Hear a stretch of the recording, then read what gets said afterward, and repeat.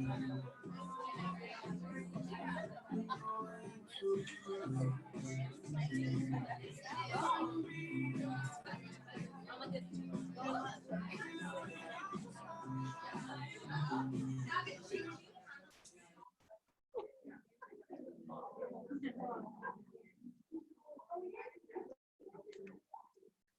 testing. Ooh, can you hear me? Can you guys hear me? All right, 5:30. We're ready to get started. So if everyone can take a seat.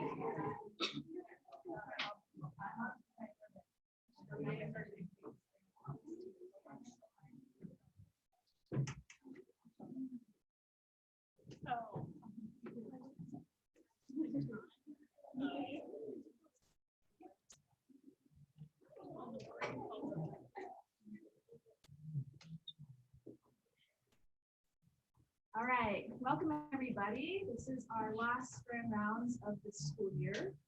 We're very excited for this one. There's a lot of stuff going on today, so we're just going to do some quick housekeeping, introduction stuff, and then we'll get going. Grand rounds, we started grand rounds because I don't know if you all know this, but the graduate students, when they're finishing the program, they do a comprehensive exam, and now our comprehensive exam is oral. So we go in front of a panel of 3 faculty members, and they ask you questions about 2 different case studies. So these are very valuable events. Even if you're an undergrad student, you start getting your critical thinking skills going. So we're really excited to have you all here. We're very stringent with time at these events because we want this Friday. We want all of you to get home and do whatever you need to do on the night. So I'm going to be the timekeeper for the speakers. I'll give you the signal for 10 minutes, 5 minutes, and 1 minute, and then I will tell you when to get off because we need to keep going. So, and I'm going to hand it over to Artie, who's our other co-president. Hello. Hi, I'm Artie. Just a couple of housekeeping rules. First, please pick up after yourselves. We have a wonderful custodian, James, but we want to make his life a little easier. So if you can just take your trash, we have a trash can right here in the corner of the class. And then if you drop anything, please pick it up. Basic. And then second, if you are here for points in NSSLHA, at the end of the event, we'd like you to exit through that door because we want you to sign out so you can get your full points. And if you're not here for points and you, at the end of the event, you just want to leave through that door. And then third thing, so we have 5-minute breaks in between each speaker. So once the speaker is done, you have 5 minutes to get up, stretch your legs. You can go to the bathroom, but then we will start again after 5 minutes. So that's going to happen. Yeah, between each speaker. Yeah. And yeah, and then we have an announcement about board opportunity. So we will be recruiting new people for our next NSSLHA board for the 2021 year. Yeah. And yeah, 2020. Yeah. So, you guys can probably already see this, but these kinds of events take a lot of work on a lot of different people's parts. We have 12 people on our board, and the reason we can have so many awesome events for you guys is because of that hard work. And we want to keep this momentum going next year. So if you're interested in being a part of our next board, we're going to be having an event in April where you can come and we'll talk to you a little bit about it. You can ask us questions. You can get an idea of what position you might want to do. Looks great on applications, looks great on resumes. You get to build your leadership skills, your public speaking skills, make connections, network. So we encourage you to do that, but it does take a lot of time. So really think about if it's something you want to do. And then our next event after this, we're done with grand rounds, but we have our Lactation Panel, which will be March 24th from 4 to 5:30 p.m. in this room. I'm excited I remembered that. We're going to have some SLPs from the community, and they're both feeding and lactation professionals, so they're really experienced in that area. That's something you're not going to get a lot of in any program, really, because it's kind of a very specific subset of speech. So come see that. It's going to be awesome. And then thank you to our sponsors, Ed Theory. They paid for the food that you're eating right now. They're going to be talking to you more about what they do. They're great. And then, of course, thank you to our speakers. Without you guys, we wouldn't have this opportunity to learn. So thank you, thank you, thank you. And we're ready to get started.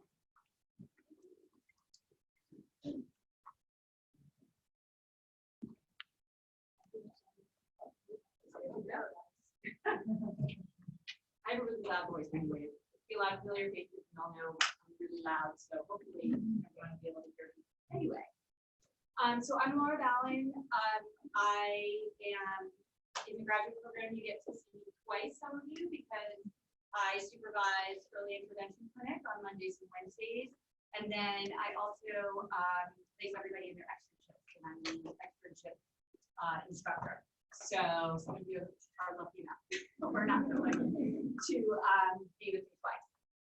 But I also am an individual vendor for early intervention in the North LA region.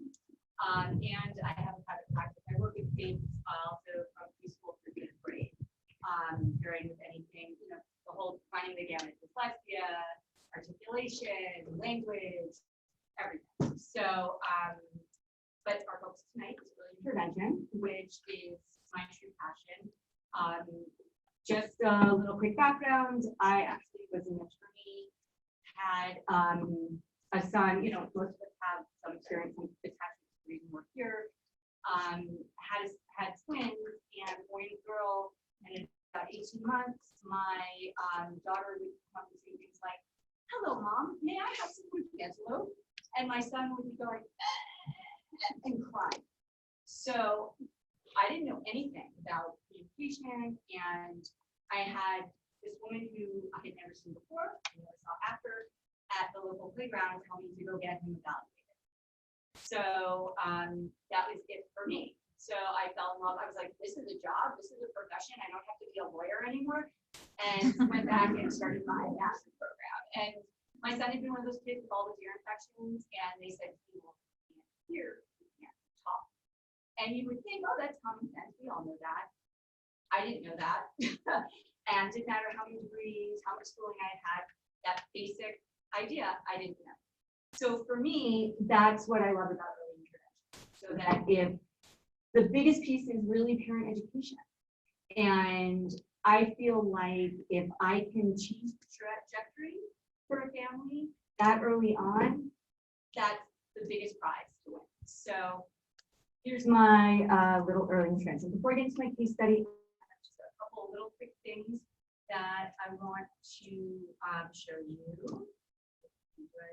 Page down.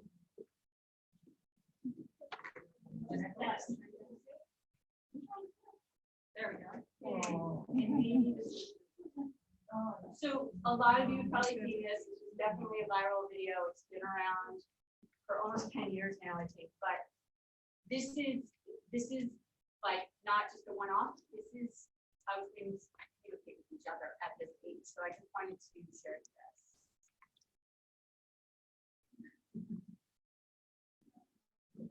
Oh, sorry, guys.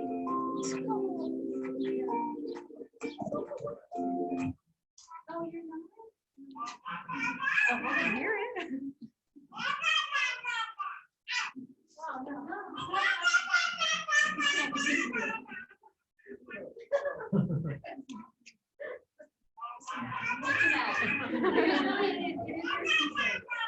They really don't move from the floor.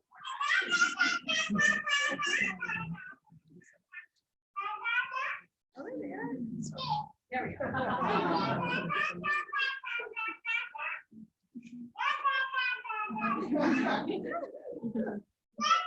I could watch this all day. But honestly, thank you. So the question I say are they talking, right? So are they talking? They're communicating with each other, right? This isn't just like babbling. They're both sitting next to each other and babbling. You hear the intonation in their voice, and they understand each other. And it's not some secret little twin, you know, we share a brain. I know you're sad if you're in California and I'm in New York. It's not like that. But that's how early really intentional communication starts. It starts a lot earlier, but between these two children, they are completely entertained. My children, you know, most people, their baby wakes up, starts crying, mama, mama, mama. My two children would go on for 15, 20 minutes before they even bothered to call for me. And this would be every morning. So they are talking, you know, in a set. And a lot of times parents will have their children do this and be like, my children don't say anything, they don't do it, they don't understand. And you have to explain to them that they are in fact communicating and it is meaningful, which is very exciting to these parents when they get it. The second one that I just wanted to get into before I start the case study. The art of clinical diagnosis lies in the ability to ask the right question. So the big thing about early intervention is that you usually go in to do an evaluation. You've never laid eyes on these people. You know nothing about them. You know the child's age and the parents' names and their address. That's it before you walk in. When I was 2 years out of school, I started working in an integrated preschool. But the biggest part of my job were all these kids in early intervention coming in, and I had to evaluate them to see if they qualified for our integrated program. So this little girl came in. She's now, this is a more current picture of her. She's now 8. And she came in with her mom. I worked in a suburb where a lot of people knew each other. Mom was really involved in the community. So she already saw little friends she had in the preschool, and chit chat, social communication, so good, understood everything she said. So many great, wonderful things about the child. What's the problem? So I started doing the PLS, which is the preschool language survey, which she couldn't answer any receptive questions. Nothing. I would ask her to do something. There's a lot of, anyone who knows PLS has all these little toys, and you want them to score, you want nothing. So then I went to the self preschool as a backup, and I showed her a picture. I would show her a picture of a bird, and I'd say, "What's this?" And she looked at me. Could not answer. What is going on? Took her into the preschool. The teacher's external time. The teacher's talking, showing them a book. She goes right up to the teacher, into the book. The teacher tries to turn the page. She turns it back, and then she gets frustrated. And she walks away from circle. What is going on with this child? We couldn't figure it out, but we knew something was wrong. We qualified her. And then I moved to California. So the beauty of, you know, social media and staying connected with people, I'm, you know, looking at pictures of, she has a very large family. Mom posts a lot. All of a sudden, there's something different about her. Can anyone take a guess from like what I'm talking about? Thank you. All of a sudden, she's wearing black. This poor girl couldn't see. And so sometimes, you know, we're coming up, oh, does she have a processing order? Does she disorder? Does she have, you know, CPD? Does she have, she needed glasses. And once those glasses popped on her face, you know, discharged, she was fine. So as I say, as you go in, don't always, it's not always really intricate and some big deal. You sometimes have to just look at everything and keep asking questions. Okay, so my case study. My little friend Iep, I walked into his house when he was 26 months. This is pretty typical because a lot of people go to the pediatrician at 18 months, at 20 months, whoever said my kid's not saying anything. Don't worry about it. My son didn't talk till he was 5, and now he's a doctor too. They get that all the time. And it's frustrating because that's not true. So, I mean, it may be the case for his son, but by the time they contact regional center, most people don't even know it exists. For those of you who don't know, from 0 to 3, you can get free services from the state. It's all funded through the state, and there's a regional center in each region of the state. And so it's not just communication, it's also occupational therapy, physical therapy, all the kind of things that help with those first few years of development. So by the time I got there, by the time he got authorized, by the time I got there, he was 26 months. So I have a lot of information in these slides, and I just kind of did that so you can look back, you can take a look for yourself. I won't be reading things through. So don't worry. But what the Northern LA region tends to use, there are some other things that they do, but they like us to use a protocol called the Rossetti, which is actually not standardized. You don't get a standard score, it's qualitative. It's more of a checklist. And so even if during the evaluation you don't see something, but mom reports it, you record that, or dad reports that, or whomever, the caretaker reports that. So, and again, we're not just looking at receptive and expressive language. The thing I love also about early intervention is we are looking, this is the most holistic look that you will have at any client, because we're looking also at their play. And sometimes in early intervention clinic, people say, oh, well, that's play. I would say, why didn't you do that one? Why didn't you score that? Because that's play, that's not us. That is so us. You know, at that age, we mostly communicate through play. So, so we look at play, we look at pragmatics, at their social skills, we look at their interaction and attachment to, like, is it at the right developmental stage? Will they go off with any stranger? Or will they let anyone but mom talk to them? Those kinds of milestones. So when I walked in, he was 26 months, but and Rossetti's broken into 3-month ranges. So you can see down the line, he's pretty much at a 9 to 12 months. That's where he was. We also do something called scattered skills. So he had other skills. You have to have everything checked off in that 3-month range to qualify. But we keep going because a lot of times that's the thing. It's very important to know what else they can do. And it can also, there are different patterns that sometimes tell us different things about these kids. All right, so I'm going to just start walking us through him. So I walk in. I know he's a 26-month-old male. I find out that he lives, his mother's there with us. He lives with his mother, his father, and his grandmother. He had a 17-year-old brother who 6 months prior to my walking into that house was killed in a car accident.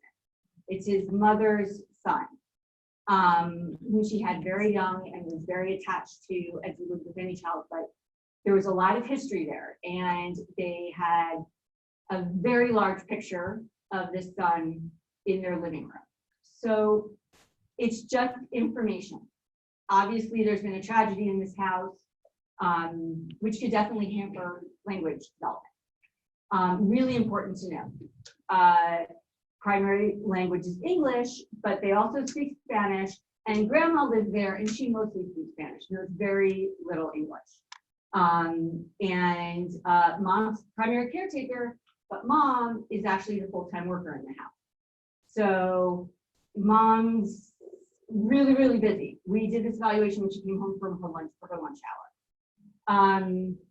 So we asked about pregnancy, if there's anything important with that, when he was born, does he have allergies, immunization. The case history is very, very important. We also find out that his father has 2 children who were born before him, both with autism diagnoses. The father's ex-partner has had 2 more children who also have autism.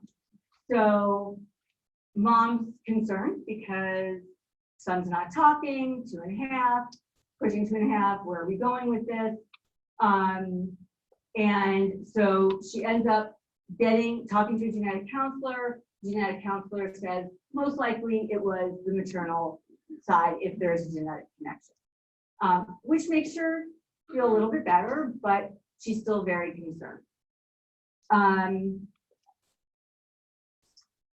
He's being treated with antibiotics for an ear infection, all right, which is also important because if there's still fluid in the ears, he may not be hearing everything he should be hearing or articulating as well as he might. But I find out then you have to ask the follow-up question. He's only had 1 or 2 ear infections before. unlike my son who had them pretty much from birth through 18 months. So then she tells me that he used mama and papa prior to his brother's death. However, he no longer uses these words. So if I hadn't known about the brother dying, right, I'm seeing a lot of red flags, right? The fact that he's had language, now he seems to have lost it. But with the trauma in their house, I kind of come up with something bigger. Okay, so I've done all that. Now the evaluation begins, right? So I've already been there with mom for at least a half hour. You've got to get to know the caretakers. You've got to understand what's going on with this family, good, bad, and in between.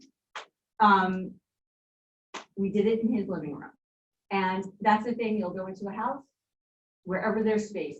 Some people have 10,000 square feet and they put you in a tiny little space. Some people, have 1,000 square feet and they give you everything and everything in between. You just go with the flow. If you want to do early intervention, you just go with the flow. Okay, so interaction, attachment.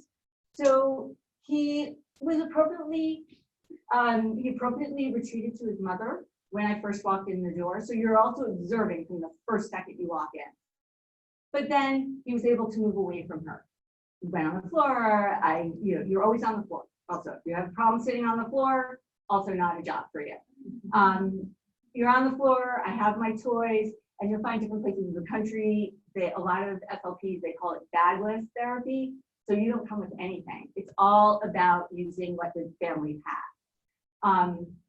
I fall somewhere in between because of course you want to do that, but also there's things you want to show the family that you'll walk in, some families don't have any books. So you want to show them not only books, but also what types of books are most appropriate. So I come in with my box. He gets very interested and is able to move away from mom. These are all good things. And he's using gesture and vocalization. Oh, where am I? So I guess off my nose. Did I go? Yes. Pragmatics. Okay. So pragmatics, right? Social skills, how he's using his language to get what he wants. So again, he's at the 9 to 12 month level, which he's already 26. But it should be noted that he demonstrated many important skills through 18 to 21 months, which is the ceiling for him. Is like, that's where we stop. So through 18, 21 months, if they have these skills, they're okay through 3. We don't look for more until they're after 3 with using this instrument. So he did have a lot of good skills, which was great. He's using no and kind of nah to protest, and a lot of parents get a little frustrated because for a lot of kids, the first thing they do is protest and say no. And we have to explain to them that no is the first step, right? Yes is much harder than no. So that's actually a good thing when they start protesting. We just had a child leave our program because when they turn 3, they're out. They're out the day they turn 3. So we had a child on Wednesday who was graduating from us, has a lot of global disabilities, but he was starting to protest. We were going inside, he didn't want to go inside, and he shut the door of his little car, and we used these little cards for transition. We took the card and threw it. And mom was horrified, sorry. And we celebrated it because you could lead him anywhere before that. So as I say, always go back to parent education. So I'm not even gonna, he was vocalizing, he didn't initiate turn taking, which little bit of a concern. Keep that autism diagnosis in the back of your head. It's not our place when I'm doing an early intervention evaluation. I'm not coming, that's not my job to say, oh, this child has autism, this child has whatever. But I have this information. And if I think there's a lot of red flags, we're going to discuss the red flags. So this is kind of turning in my head, seeing that he's not really interested in playing back and forth with me, with mom. But also, as you'll see, his pragmatics are probably hampered by his limited expressive language. All right. So There we go. Play, also 9 to 12 months, not so great. But he laughs, he smiles, he engages with me. And he appropriately resists the removal of a toy. So if he's playing with something, he's highly motivated, and I try to take it, and he just lets it go. That's not so great. He protested, right? And as we move to preschool, then that becomes a problem because things get, you know, we have to learn to share and blah, blah, but right now, this is what we want. Importantly, he was interested in the train tracks and the cars, but he took the tracks. If any of you know Thomas train tracks that are wooden, there's a bridge and it's just kind of this U, and if you turn it upside down, it kind of becomes a seesaw. And I always like to use that because what he did was what I've seen a lot of kids do. He sees that it's train tracks, he sees the trains, he likes the trains, he takes the bridge, he becomes fascinated with the bridge. And he just turns it over and he's kind of looking at the holes where the pegs go in, and he's completely now disinterested with the trains, and he's kind of hyper focusing on this bridge that he's not playing with appropriately. You try to show him, he turns it back, and he's just kind of looking at it and forgetting about everything around him. Again, kind of a red flag. He is big about numbers and colors. Mom is very proud. This is very typical for a lot of kids. Well, he can count to 100 and he knows all his colors. And I think we all kind of know that those are important preschool skills, and but it's not really communication. And a lot of it's rote learning too. So that was kind of a concern. Let's see, he demonstrated many play skills, 15 to 18 months, and would hand a toy to it, you know, we sabotage a lot. So if something I know it's hard to put together, I'll give it to him and wait to see if he hands it back to me or looks to me or asks for help with the vocalization or anything. He did ask for assistance. He did choose toys selectively. And he did, the other thing you do, and I often have to explain this to parents, we clean up, right? If everyone knows the cleanup song, and we clean up, and parents are kind of, they're first like, well, why are you making my kid clean up your stuff? And it's not that, it's that we're sorting, we're organizing, we're cooperating. It's all of those kind of skills that we're looking for, which he was able to do. Language comprehension. He did recognize his family members' names.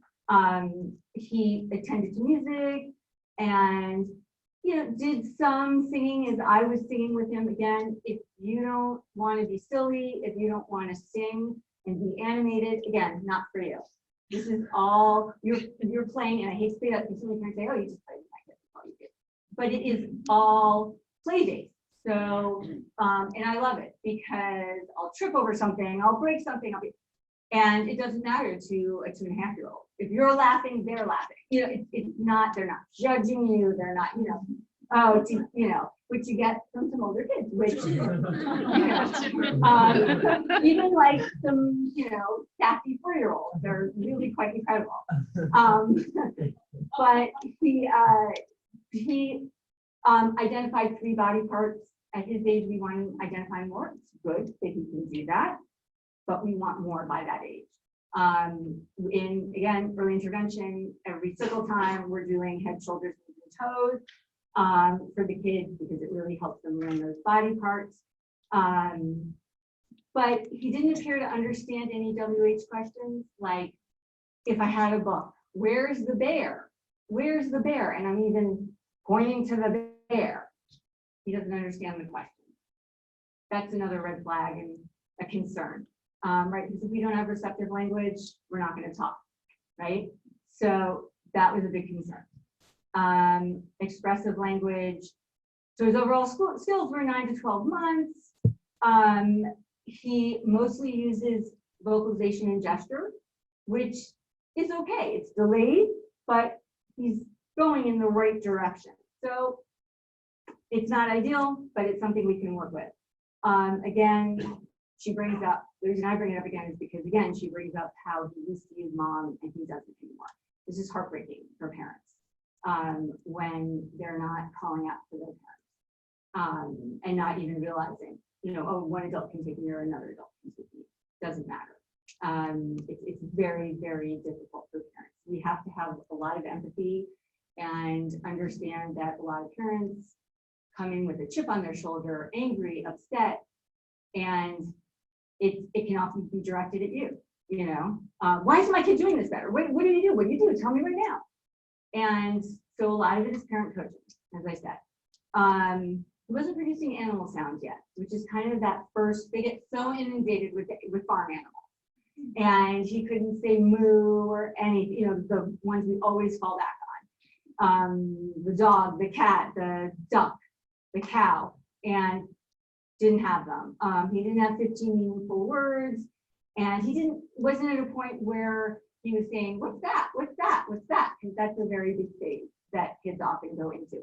Because then you say shoe, and they say, oh, shoe, and then it goes into the memory loop. So he wasn't doing that, so he wasn't progressing. Okay, so before they turn 3, we assess them again. If you have them longer term, it's every 6 months, but most of the time it's initial and final. So at 35 months, I assess them again, right? So here's his initial, and where he was at 26 months, the next column is where he was at 35 months. So intervention. This is the big early intervention. The earlier a child gets support, the better they do. We didn't get to work together very long, right? But look, his language comprehension goes to 24 to 27 months. And he has scattered skills now up to a 3-year-old. So he has some skills right there and all the way through. His language comprehension has also gone to 24 to 27 months and it also has scattered skills 33 to 36, right? His interaction and attachment was already at the ceiling. He's maintained it. Great. Gesture was at 21, 24 months. I kind of skipped over that because he had very good gesture and we were good at that. Language, 9 to 12 months, 9 to 12 months. Sorry, I moved things around. Whoops, language expression. Yep, okay. Play, he went from 9 to 12 months to 24 to 27 months. Pragmatics went up to the ceiling. So he caught on. He got it. He learned how to play. He learned how to pick up modeling of words. He learned how to take turns. All of these things. And it was just exciting for everyone. And you kind of started to see grandma come out of the back of the house, and, you know, because things have been pretty unhappy in that house for a while. And all of a sudden, people were coming out of the woodwork. Dad was unemployed for most of the time, but I didn't see him. Mom would come home for her lunch hour. So all of a sudden, Dad was feeling much better about his son. It was just a wonderful, wonderful experience that we had. And he qualified for his LAUSD preschool program. So it's not like, oh, he was fixed. He was still delayed and he qualified, but he'd gotten so much further than if they had waited until preschool and they understood their child. So I'm not going to go through these. These were the goals I wrote for him when we started. And he met almost all of them, which is really fantastic. In a big thing in early intervention, you need a goal, you write a new goal. Right away. We want them to say one word, they start saying one word, we start extending and expanding. Oh, ball, red ball, big ball, whatever it is. We just keep going. So he really did a fabulous job.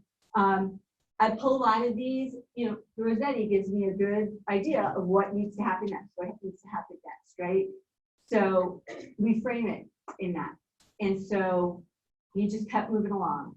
And I'm running out of time, but he was doing things. He was singing by himself. He was playing. There was no more of this kind of, I don't know what to do with this Thomas train bridge. Building the tracks, taking the trains, connecting them, putting them over. He loved, we would do the hokey pokey, we would do head shoulders, doing it all with me and loved it. And these are all because we're also trying to get them ready for preschool, right? And this is what they're doing in preschool. So learned how to read a book with an adult, but also mom learned how to read a book with him. So that was it. So now they're communicating because we read books with these little guys, obviously to introduce them to books, but also it's conversation and communication is really what we're doing. So there were pieces like he still was a little self-directed, needed to become more flexible in his conversation. Still kind of focused on those numbers and letters and colors, and but mom saw that how to move away from that and not to kind of cling to that anymore. So it was great. Hard thing about early intervention is you say goodbye at 3 and you don't know what happens next most of the time. So I see a lot of kids in my community. I drive past houses every day and I'm like, oh, I wonder how he's doing. Or, you know, every so often someone will say, oh, I saw so-and-so at the playground. And, you know, just, you know, or I'll be at a preschool for a private client and I'll see one of them walking. Yeah, you know, or whatever it is.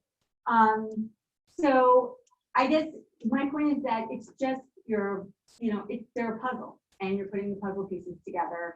And right now, so I don't know, did he go to preschool and get an autism diagnosis? I don't know. My general hunch is that a lot of these red flags were because he needed to have that interaction and the language going on in his house. My feeling is there probably wasn't a lot of focus on him in the last 6 months.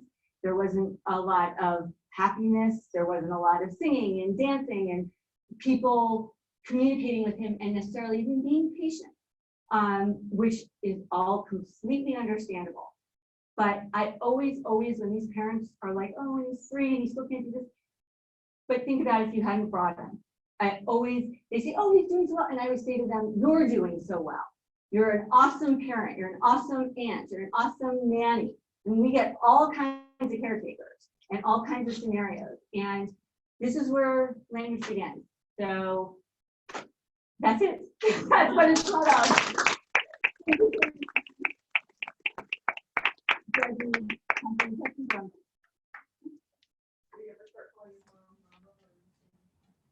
To the, you know, I haven't really had that so much. They seem to understand. The parent or the caretaker or whoever is almost always there with you. So they understand who that is. And you very much build that relationship with the two of them. So they don't tend, they kind of see you as this like happy person who comes with toys to their house. Oh, he wasn't saying mama. Oh, absolutely. Absolutely. Oh, he was, yes, absolutely.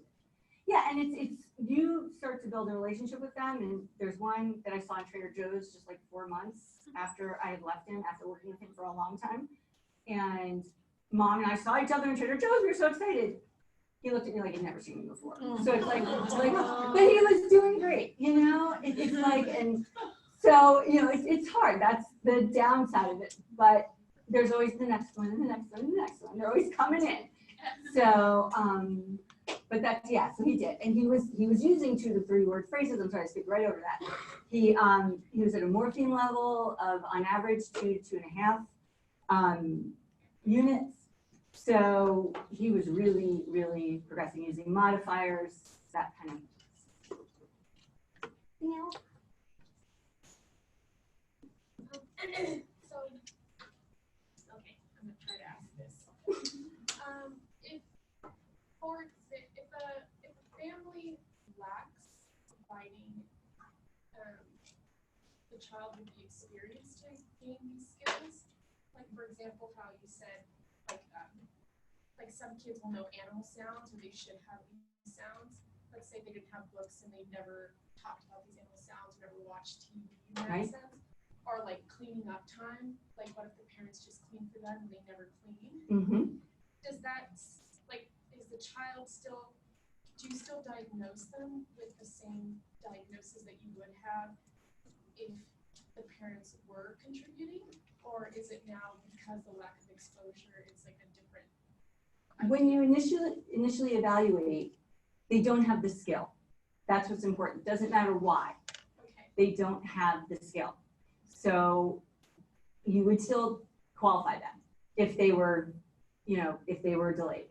So And maybe it is just because the family doesn't do these things with them, but that's our job, is to come in and say, this is what we do. This is how language goes into their memory loop. This is how they have to understand before they talk. If they can't hear, they can't talk, right? And keep in mind that when we talk about houses with no books, this is not necessarily a poor house.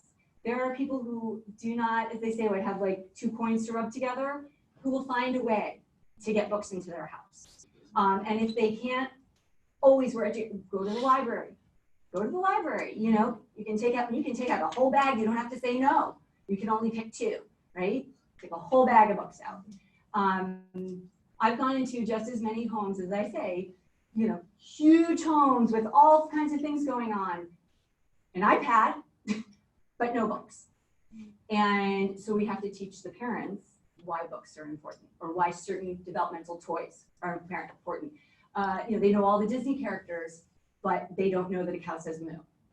So it has nothing to do with, you know, their socioeconomic level. You just, every iteration. But yeah, you would still qualify them, absolutely, because it's parent education. It's you don't write an IEP, you write an IFSP, which are family goals. What does the family want this to look like? And it's a really special time, because after that, then it's all school focused. So, thank you. All right. Yeah. I noticed at the beginning that the family majority speak English and some Spanish. If it were to be the other way around, is the progression usually the same? Like, would it be the same? Well, to be honest with you, if they mostly spoke Spanish, and I mean, I was referred to a family where there was only one person who had a little bit of English, and they spoke Spanish. I unfortunately took French in high school, so my Spanish is very limited, and the child had some very serious issues going on. So honestly, like, I said, you know, I called regional center and said, this needs to have someone who is at minimum conversationally able to speak Spanish, because I can't communicate with the child and I can't communicate with the family. So I don't really know. I can't really answer that, because unfortunately, if it's mostly Spanish, I don't know. And it's really, really, really, if you have Spanish, you have to be called bilingual. You actually have to be like born speaking Spanish. Like, that is what a bilingual SLP is. But if you're conversational, keep working on it, keep working on it, keep working on it. We have someone in our EI clinic right now who has conversational Spanish. This semester before, we had a kid who it was mostly Spanish. Mom's English was very limited. Mom always kind of seemed defeated and sad. Now we have a clinician in there speaking Spanish with them. He can do all these things we had no idea. And mom is so engaged because someone can speak Spanish. So even if it's limited, keep going, keep going, keep going. So on our forms, are we, so I can speak conversational Spanish, but I don't think I can read the book. So can I check mark that I can speak it or not? Well, it would be, you mean like the externship? Is that what you're talking about? Well, there's 2 choices. There's conversational and there's actually bilingual. So you would say you're conversational. So yeah, so we don't want someone to think that they're getting someone who's really bilingual. But you know, that's a lot of practices and a lot of places are just happy for people who can speak the language. So, and all kinds of languages. One of the things I love about this program is I get all these applications for externship. It's awesome, all the languages everyone speaks. So really, really great. Thank you.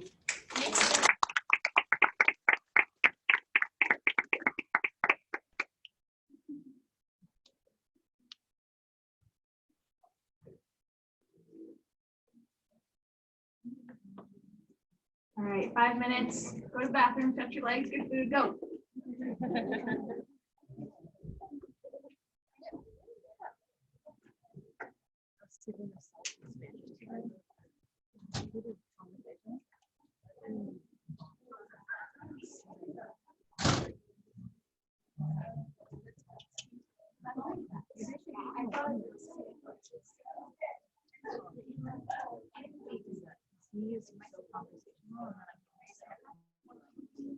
Halfway through, like,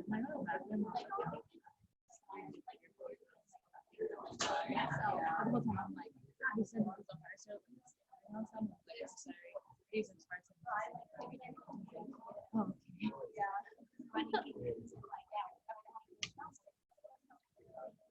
I just yeah. I'm gonna grab my glasses from my car. It was actually really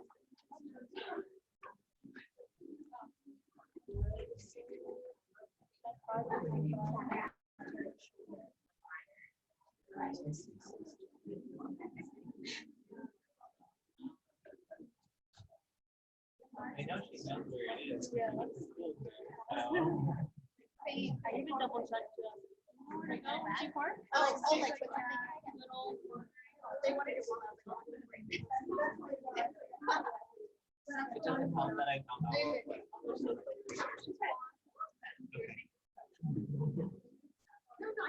know. Thank you.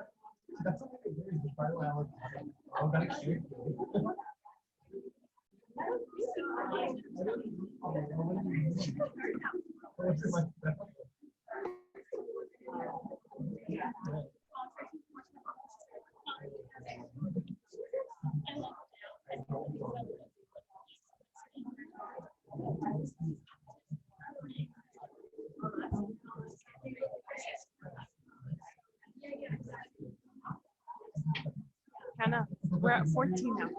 Any of them asking questions? No, they're quiet ones. They can hear us probably right now.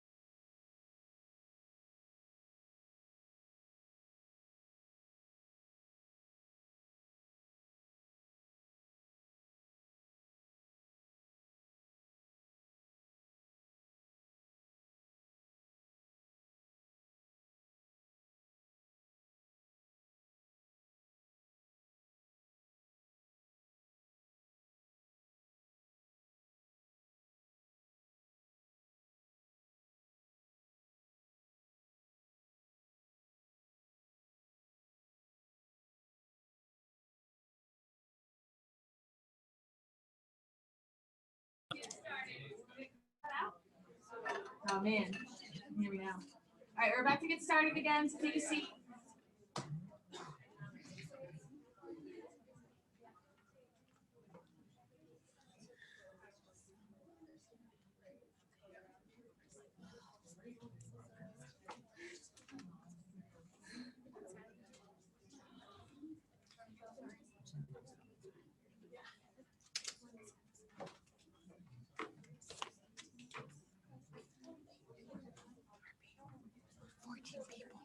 Hi everyone, thank you so much for coming. Thank you. Thank you to NSSLHA. I used to call it NSSLHA, and then I heard them say NSSLHA, and I was like, so my name is Lindsay Cockburn. I'm a pediatric audiologist. My partner's rocking over here. So I'm going to talk about enlarged vestibular aqueduct syndrome tonight. All right. So what is a vestibular aqueduct? It's a tiny bony canal that extends from the inner ear endolymphatic space towards the brain, so out from the inner ear towards the skull. And it's inside the vestibular aqueduct is the endolymphatic duct, which is a tube that connects the endolymph, which is fluid, in the inner ear to the endolymphatic sac. So it's just a part of your cochlear anatomy, and the function of the endolymphatic sac and duct isn't totally understood. So they think that it might maintain the ionic composition between the sodium and the potassium in the cochlea, and that, so we don't really know exactly why this affects your hearing, but that probably has a big part of what's happening there. Okay, so when the vestibular aqueduct is larger than normal, it's known as a large vestibular aqueduct or enlarged vestibular aqueduct. So some people call it LVA, LVAS, EVA, or EVAS. Hearing loss or balance symptoms can occur when the endolymphatic duct and sac expand to fill the larger space. So what is enlarged vestibular aqueduct syndrome? The cause can be developmental, genetic, or possibly environmentally influenced. So maybe that part of the anatomy just developed a little bit differently in utero. 5 to 15% of kids with sensory neural hearing loss have EVAS. And I was reading in a textbook today that said 15% in a more current study. So it's a large percentage of children with permanent hearing loss. 1/3 of all cases of enlarged vestibular aqueducts have Pendred syndrome. So that causes syndromic hearing loss and thyroid disease, and it's autosomal recessive. And I think that they actually do test for Pendred syndrome on, if you do like a 23andMe type test, they test for that, and I think it connects in 26 or 30, because I've had a couple parents tell me that they found out, or they had a hunch about their child's hearing loss from those tests. And the way that it's diagnosed, it's the most diagnosed abnormality when the child has a hearing loss and they go for a CT scan or an MRI. It's the most commonly diagnosed abnormality that they can have.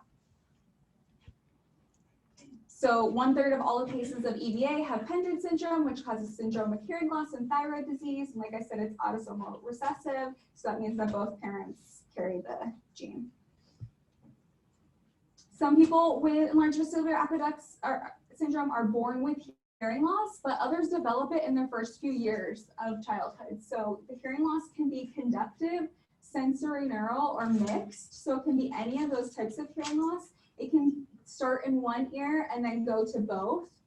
So most people have it in both ears, and then the progression of the hearing loss can be different. So sometimes you only get diagnosed as a baby with hearing loss in one ear, but the hearing starts to go in both. Many also have other inner ear malformations, including Mondini dysplasia, which is when you don't have all of your turns in your cochlea, or underdeveloped balance organs. So this is Charlie, and she's in one of those super viral videos about hearing for the first time, and she's super cute. I definitely recommend following her mom. Christy King Can is her Instagram.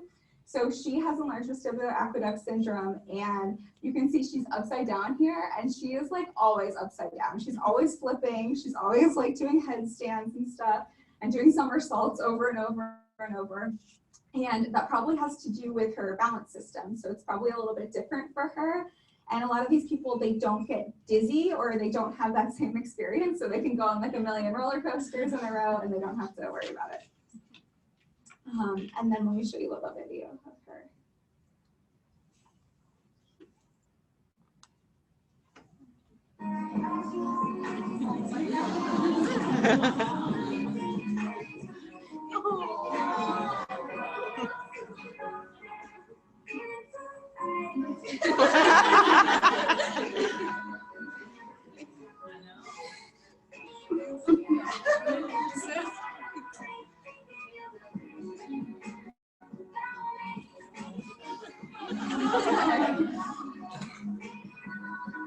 So yeah, you can see she's shaking her head back and forth, so she's probably seeking vestibular input.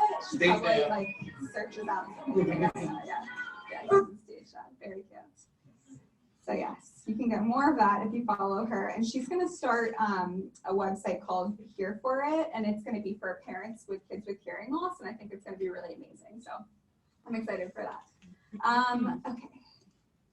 So with EVAS, you can have hearing loss after a minor or major head impact, or something as minor as an upper respiratory infection, so like a cold where you have like sinus pressure, changes in air pressure when you're on an airplane, or submerging the head underwater. So I was at a cochlear implant conference, and one of the guys who works at the cochlear implant company, he had an implant himself. He said he was like 17 and dove into a pool, and when he came up to the surface, the rest of his hearing was gone. So sometimes that can happen.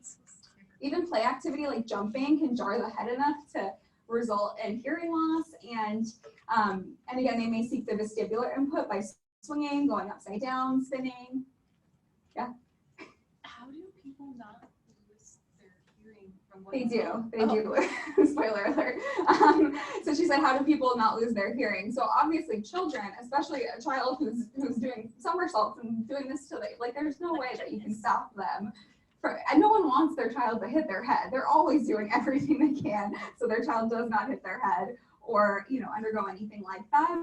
But you have to live your life at the same time. You have to be realistic. Like, you can't avoid, you know, you have your baby, you want to go visit grandma across the country. You can't say, oh, we can't go down on an airplane now. Like, you can't have it control your whole life because you never know when it's going to happen or why or how. And so you just have to keep living. Okay, so the hearing loss can be progressive. Sometimes it can fluctuate. It can go up and down. It can be stable, or it can be sudden, but it often occurs in a series of steps. So with each minor event, the hearing gets worse, often culminating in a profound hearing loss. So like I said, they usually end up becoming deaf eventually. So the treatment, so there's no surgery, you know, it's a part of the anatomy, but there's no surgery that can fix EVA or treat EVA to stop the sac from expanding. When adults have sudden sensory neural hearing loss, they can get a high dose of steroids injected into their eardrum, and sometimes that can recover some of their hearing, but it doesn't work as well with EVA.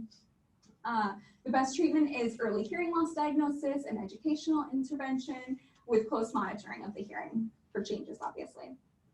So this is my case. We're going to call him Evan. So he did not pass the newborn hearing screening. He was diagnosed at 1 month old with a moderate to severe hearing loss in the right ear and slight to severe in the left ear.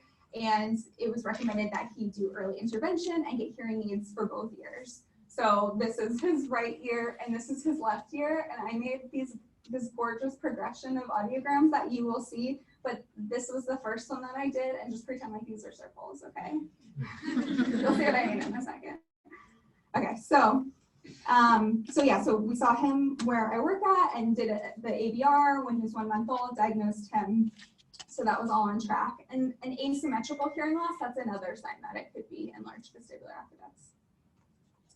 So he was fit with hearing aids at about 3 months old, but the use was inconsistent. And they also declined early intervention services, which was a bummer because, as we know, early intervention, as we just heard, is so important and so beneficial to any child. Even a typically developing child would benefit from early intervention. And by 3 years old, there was a significant decrease in the hearing in both ears. So for the right ear, he went down here, and then the left ear came down a little bit here. So now he's more mild to profound in the right, and then like moderate severe to profound in the, left and right. Oh, so yeah, so those are the changes from 1 month old to 3 years old.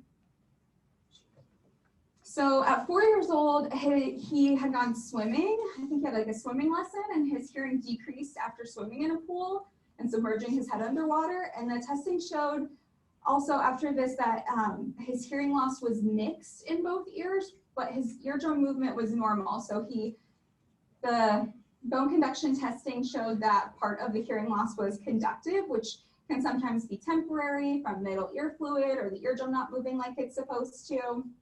It hadn't been diagnosed on the ABR because of the frequency that they tested. So they only tested 2000, which is here. And the ABR only for bone conduction only goes up to 45. So there was no response at 45. So they didn't test any more frequencies. They just assumed it was a permanent hearing loss because it had all the other signs of a permanent hearing loss. So now they did the bone conduction, and here's for the left ear. So you can see this huge air bone gap. That's the conductive component. And same thing for the right ear. There's this huge air bone gap. So it was finally old enough to do enough testing that they could diagnose that. But his eardrums were moving normally. So it's not like it was coming from fluid or anything like that.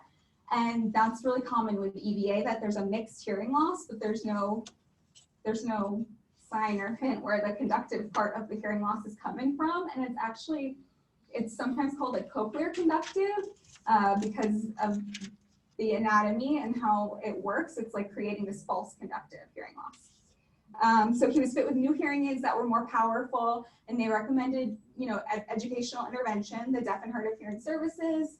And he also began using a remote microphone system. So his parents got a microphone that they wore, and then that connected wirelessly to his hearing aids so that he could hear more. So at 4 years old, he started at John Tracy Center Listening and Spoken Language Preschool. So that's where I work, and I do testing on newborns and kids, and then we also have a preschool for kids with hearing loss. So even though he had inconsistent hearing aid use with no early intervention, his speech and language development was close to normal hearing peers and much better expected given his hearing loss. So at the time, our students kind of change over time. Sometimes it's a group of kids who are a little bit higher functioning. Sometimes it's kids that, are more behind. Luckily, the services have been getting better from the school district. So more kids are closer to their normal hearing peers by the time they're entering preschool. So they don't need to come to such an intensive program like we have. So he was definitely the most advanced one in the class, and he was doing really, really well. And we're almost like, why is he here? Like, he doesn't need this much intervention. He could be in a typical mainstream preschool. So I reviewed all of his prior records because it was the beginning of the school year, and I met with the parents, and after looking at them and seeing that mixed hearing loss, the pool incident, and then reading the recommendations from the audiologist, I let them know, like, I'm reading between the lines here. The reason why they want you to get a CT scan and why they've recommended it year after year is because they think that your child has enlarged vestibular aqueduct syndrome, which can cause a progressive hearing loss. So if you find that out, then we'll know for sure, so we can monitor the hearing really closely. So we have that talk, and then that night they went home and he went swimming and he fell off his bed and he hit his head. And he seemed fine when he went to sleep, but when he woke up, he couldn't hear anything. So this was the hearing test that I did after that. So his hearing, is totally profound in both ears. So it just bottomed out on both ears. And then he had a bunch of hearing tests in a row to kind of monitor for changes. Obviously, we would want to confirm that with more than one test. So 2 days later, he had another test. So this is the one that I did that I just showed you, where he was profound, and then it went back up a little bit in both ears. So it improved, it fluctuated a little bit. And then a week later, it's down again. So they test him for about a month every week with counseling about the next steps. And obviously by now they had done that CT scan and confirmed the EVAS. So the audiologist recommended getting 2 implants because we know that the hearing is eventually going to go out. It's already pretty low. You're only going to get a little bit of benefit with a hearing aid. With that much hearing loss, you're going to get a lot of distortion anyway. So they said, we recommend getting both of the CIs at the same time since that's what's going to happen eventually. But they had a kid that was doing really well with hearing aids. So it was hard to make that transition to say, okay, he won't hear anything for a month while we wait for activation. So they decided to implant the right ear, which was always his poorer hearing ear, and continue the hearing aid use in the left ear. So that's called bimodal, when you have a hearing aid in one ear and a cochlear implant in the other ear. And he was a super successful cochlear implant user who's doing amazing. And I saw them over the weekend, so I got an update, which was good timing. And he fell again and bumped his head again. So he lost his residual hearing in the non-implanted ear. And then while he was waiting for that second cochlear implant surgery, he only wore the first CI. And the cool thing about that was just having to rely only on the CI for hearing and listening, his performance actually improved the next time he saw the audiologist. So because he had to work harder to work his brain and get that experience, it helped his hearing on that original implant. And then he recently won the school spelling bee where he competed against mostly hearing children. He told me his winning word was wood. The other kids thought it was W-O-O-D, but he knew it was W-O-U-L-D. And he's like 6, 7 maybe, so pretty good. So some signs of EVAS are hearing but having trouble understanding, asking for repetition often, saying what or huh, balance problems. They're often classified by their parents and their families as like super clumsy. They trip and fall often. Their speech isn't clear, especially struggling with consonant sounds because they usually have more hearing loss in those high frequencies. And then limited progress despite lots of speech therapy. So I know that a lot of you are going to be SLPs, hopefully. And I have had kids who were in speech therapy for years and ended up getting diagnosed with EVA. So they were like working on these consonant sounds for years and years, and then finally realized, oh, we need to do another hearing test because their hearing had changed and they had normal hearing at birth. So it's just something to look out for. Just remember that even if they pass a newborn hearing screening, the hearing can progress and change over time. What would you say is the best indicator that there's been a change? Like, what would cue the SLP in to like, oh, better because I think these, I mean, just you know, they hear you, but they have trouble understanding. And actually the kids with EVAS that I've seen, they have even better, they seem to hear better than the audiogram shows. So they have more hearing loss than they're showing functionally. So sometimes it seems like they are hearing a lot, but they're not, but maybe they're asking you to repeat sometimes, or they just can't get those consonant sounds clear. I would say that those are some signs. And I've actually seen multiple families with kids with EVAS decline early intervention services. And I think that might be why, because it seems like their kids are hearing more, and maybe they are, because these kids do really well. Luckily, that's the upside.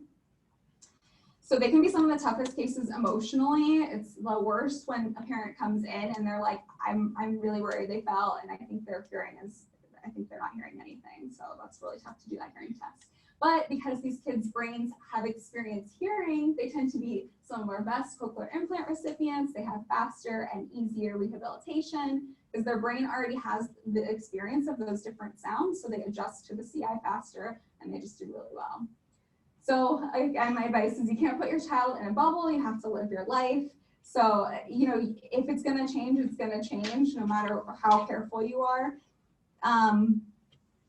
They say for these kids to avoid contact sports. And I think that parents are really moving, not every parent, but especially in California, I think more parents are moving away from wanting their children to be in contact sports to begin with. So it's just something to think about as a consideration that's gonna, you know, put you at a higher likelihood. Yeah. So maybe not a bubble, but do they ever recommend like a helmet for these kids, especially when they're young and they're still developing? It's like high risk for balance. I mean, a helmet when you're just like hanging out at your house, most of them it's like bedtime and they're like jumping on the bed and fall off. So they don't ever like suggest you should wear a helmet now?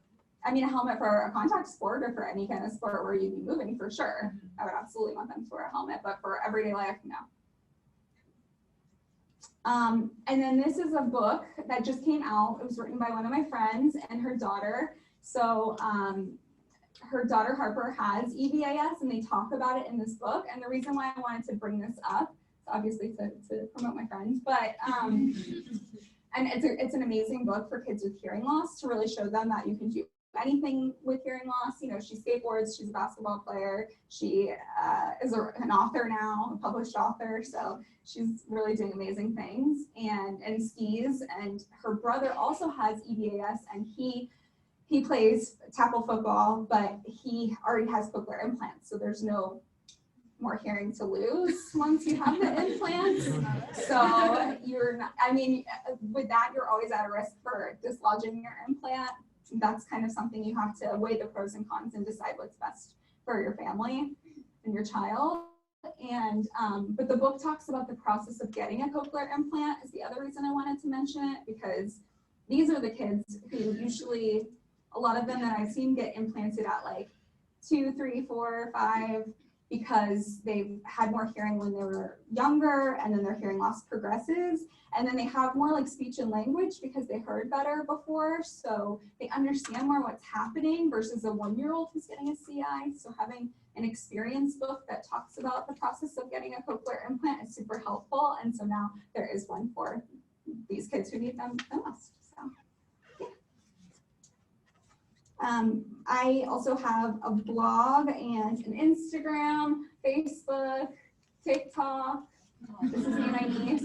She does not have EVAS, but it's all at Listen with Lindsay. So I would love if you could join me there. I talk about all different cases. I do little quizzes and talk about everything pediatric audiology. And feel free to send me a DM on there if you have any questions or you want to talk. Or I'm happy to answer any other questions now. Yes.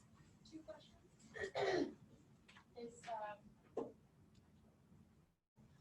EVAS genetic or is it like family genetic? She's asking if EVAS is genetic, and usually it is genetic, but it could be developmental, that part of the anatomy just developed differently in that child so that they have that enlarged part.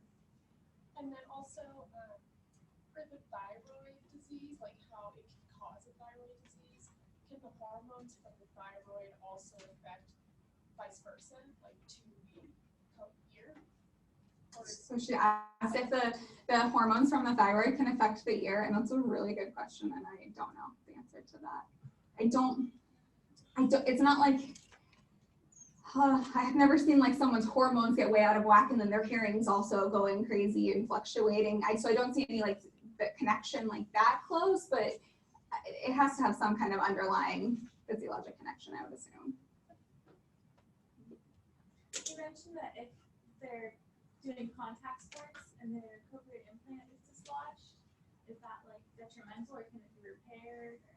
Yeah, so if your cochlear implant gets dislodged, which the riskiest is actually like if you hit your head on a corner, like the corner of a coffee table is usually what gets people, then if it gets pulled out of your cochlea, you have to have it removed and reimplanted. So that does happen for some people, and luckily they usually get pretty close to the same benefit that they had before. So it's not like that's the end of their hearing. They can get another cochlear implant, but obviously want to avoid that if possible. I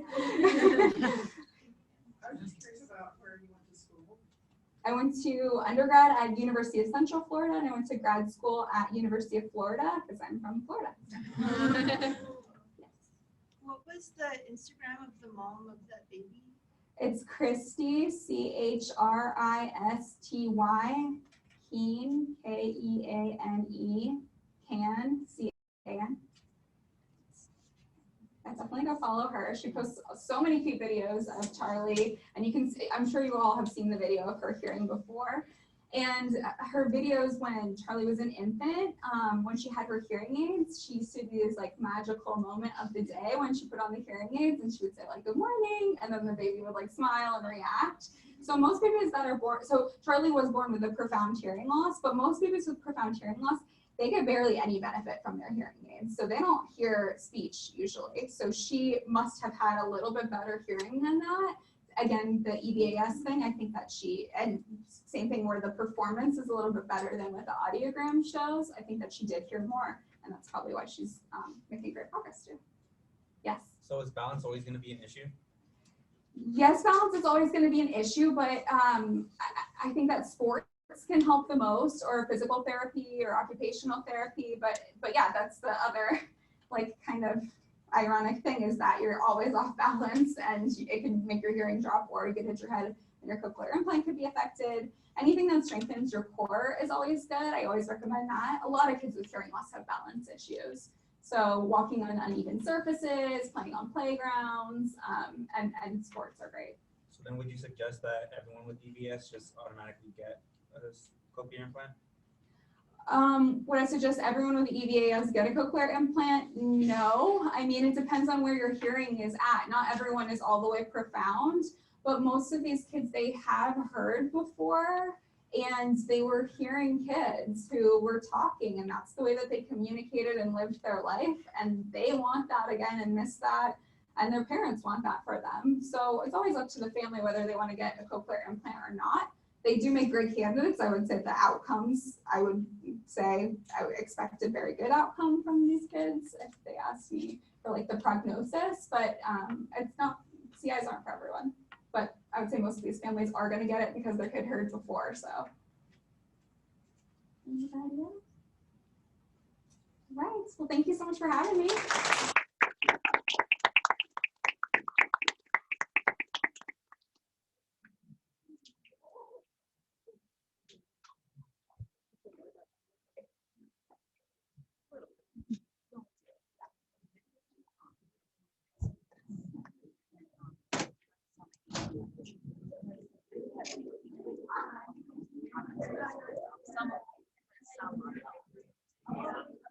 All right, 5-minute break.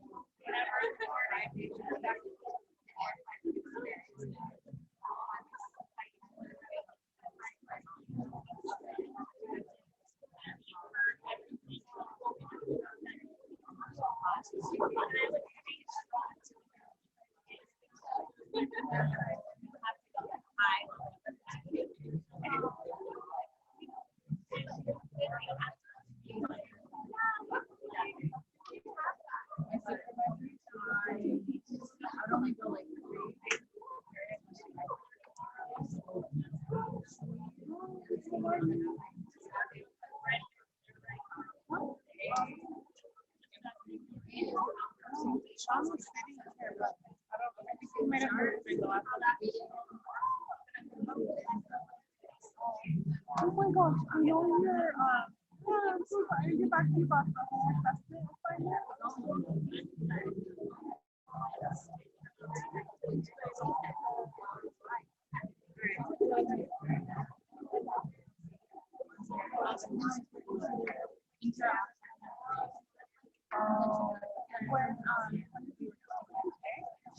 Do you want to?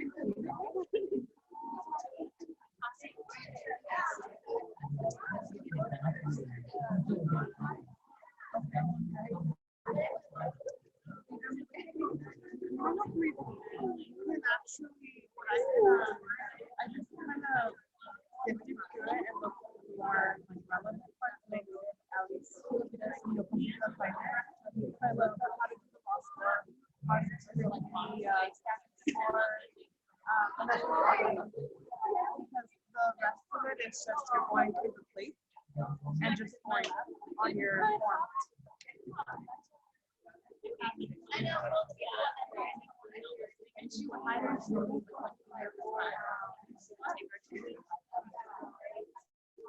First, you gotta find out what you're doing. So like start from the rest of the place.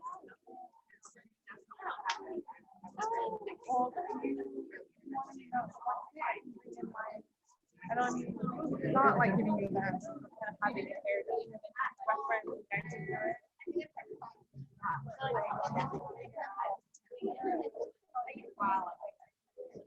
So I have to stop.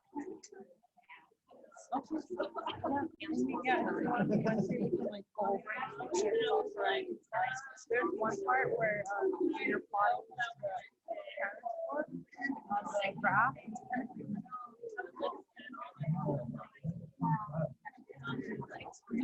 Yeah, then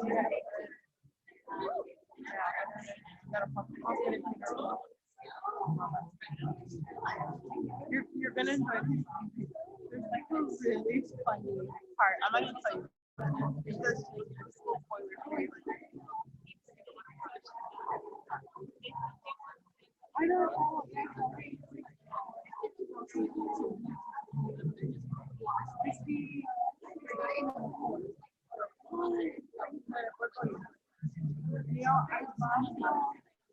I want to talk to the early intervention. I was when she talked about like building on your Spanish and all. Like, right. We're gonna get started again. It's our last presentation. Remember, if you want your points, make sure you leave out this door and sign out at the end, so you know that you stay for the whole thing. Thank you again to Edgebury for being here. Thank you to our speakers so far. We're excited for our next one. She's an alumni. So let's do it done.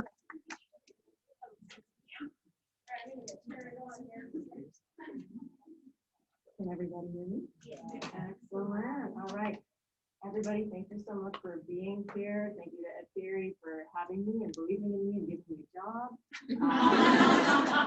Not only am I an alumna, but a very recent alumna. I graduated in May 2019. So we did it the written comps. So, a bit less than 2 months, I suppose. But yeah, I'm happy to share what it is that I know in my CF year working in the schools. Since it is a Friday night and we're all here learning about communication disorders, thought I'd spice it up and throw some candy at people. So let me open that up. Okay, we got Hershey's, Reese's, Kit Kat, and Almond Joy. I'm sorry for all those haters that put that out there. Sorry. Okay, so SLI in the schools. Is there anyone who can tell me what SLI stands for? Sounds good to me. Great. I don't have time to differentiate which candy. So like in the schools, I just tell my kids, you get what you get. Don't get upset. Oh, wonderful. Okay. Awesome. Well, you're already way ahead of the game. Okay.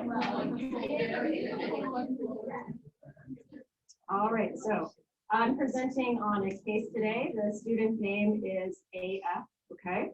Oh, wow, I just realized. How it worked out. Okay, so AF, 10-year-old female in the 4th grade, English only student, important to know for assessment purposes. She was referred to speech due to concerns with academic progress.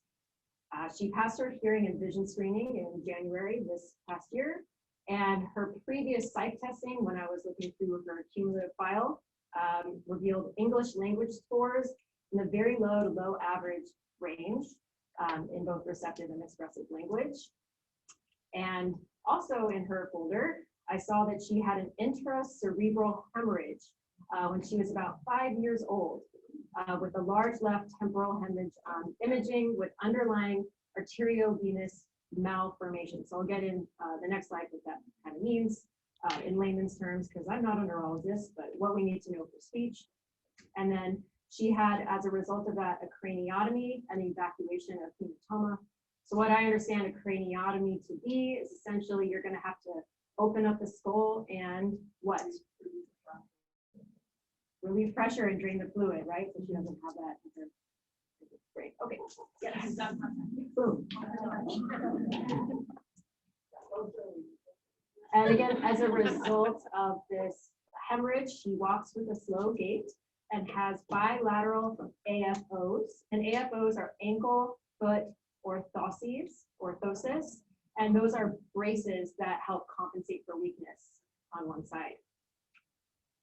She also has epilepsy. So we're seeing a lot of different things that might be contributing to some academic, possibly speech difficulties she's having in school. Next slide. Oh, and just to humanize, she always wears pink and she loves unicorns. So she's an adorable student to work with. And here we go. So I mentioned that she had an underlying arteriovenous malformation. So what is that? That's basically, you see all those squiggly lines. Okay, those are veins in the brain. They're not really supposed to look like that.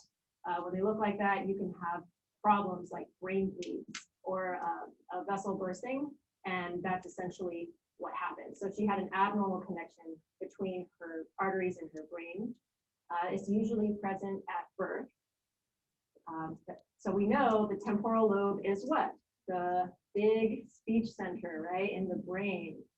So when we're thinking about this, stroke and hemorrhage is the most common cause of what? Communication disorder. Aphasia. Hey, I saw it over there first. That's not bad. Right? Okay. So I'm not saying that we're going to diagnose the student right away, because that would be irresponsible, right? But what deficits might you expect to see given this site of lesion? It's okay to be wrong. I'm wrong a lot of the time. Yeah. Poor comprehension, maybe. Very good. Yes, absolutely. I play softball. Anyone else want to take a stab? We have poor comprehension. We have naming issues. Those are excellent. Yes, yes, yes. There might be some anemia with that.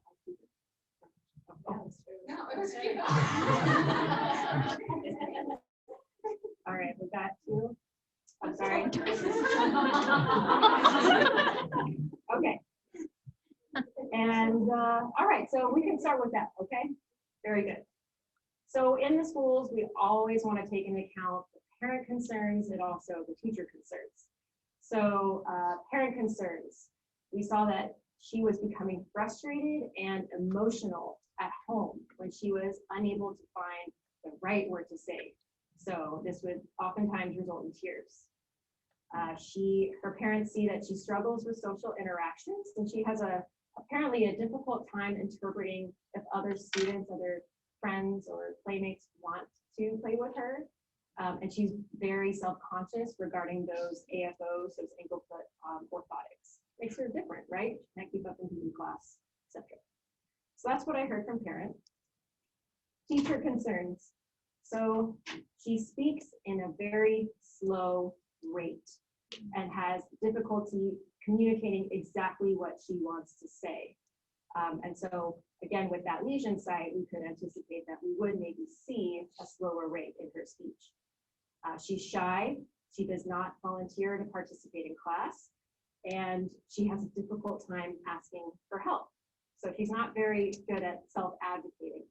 She's a kind of what we call a smile and nodder, just kind of sitting there smiling, nodding. We don't really know that she's actually struggling until she takes a test. But again, the sweet girl, she's very eager to please. She's known to daydream. I'm sure none of you guys are doing that right now. And she tries very hard. So she's a hardworking student. Okay. What do I need to evaluate? All right, so we have parent concerns, maybe social, word finding problems, teacher's concerns. She's speaking slowly. Seems like she doesn't really feel like she can express herself fully in class. What would you want to start to take a look at? I'm talking about like domains. Yeah. Always, boom, sorry. I feel like this isn't the most effective way of getting candy to people, but it's like it adds some brevity. Okay, receptive and expressive language, absolutely. Oops, I went ahead. Vocabulary. So yeah, that's definitely going to be something we're going to want to look at. We do have tests that kind of do all of those in one, but I think for this level of difficulty that we're seeing, we want to take a really specific look at that. Maybe these tests look familiar to you, maybe they don't. Trust me, if you work in the schools, these are like, yeah, what's up? I see you. Yeah, the NAVA, that's a vocabulary test. The expressive one-word vocabulary test, classic. And then also the OWLS. OWLS is a very comprehensive, receptive, expressive language test. It's also very quick and easy to use. Yes, absolutely. At 10, do you want to also look at, just because what she learns in action, do you want to look at like inferencing and that, do you want to go to that higher order at that point? You absolutely can, especially at that age, right? You can start to see some of those deficits. And you will have that usually in your assessments, OWLS, and then also the CASEL looks at those, yeah. And it's just, there's like a lot of tests to give in that one, or a lot of sub-tests, yeah. Oh, and pragmatics, right? Because that was a piece mom and dad said, hey, having a hard time with friends and socializing. What other ways can I evaluate this student without the use of standardized assessments? What do we like to do?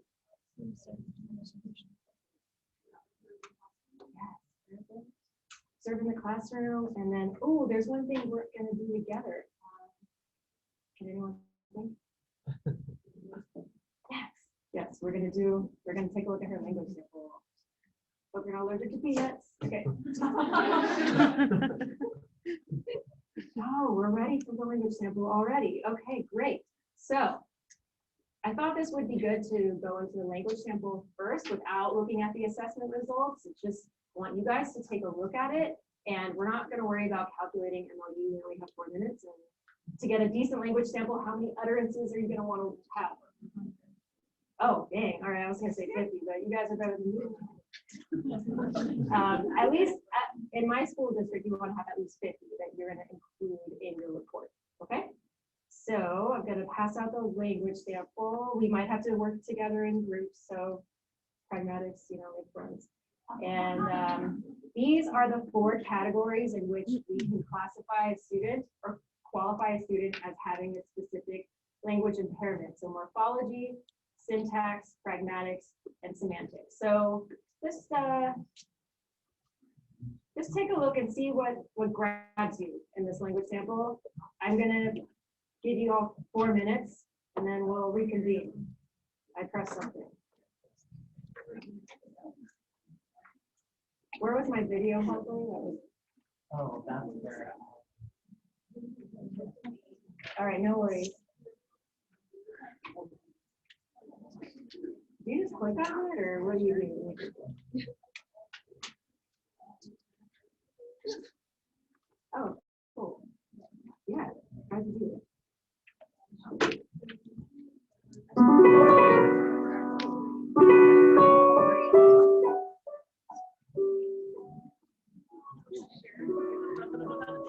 That's fine. Thank you.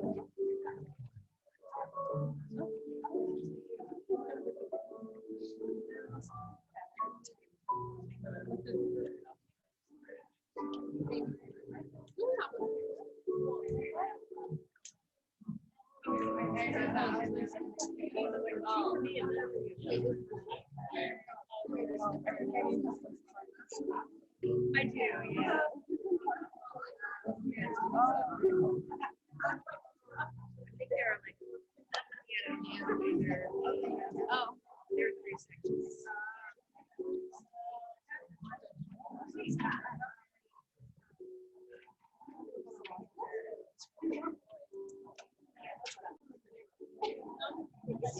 You all have both pages. Only one.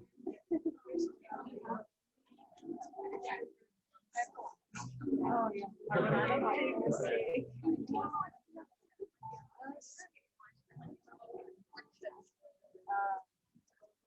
But it's on your, yes. What price?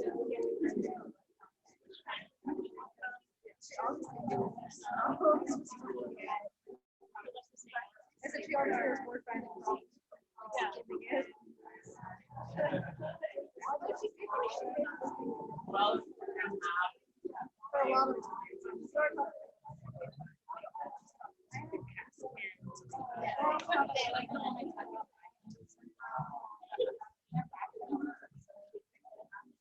yeah.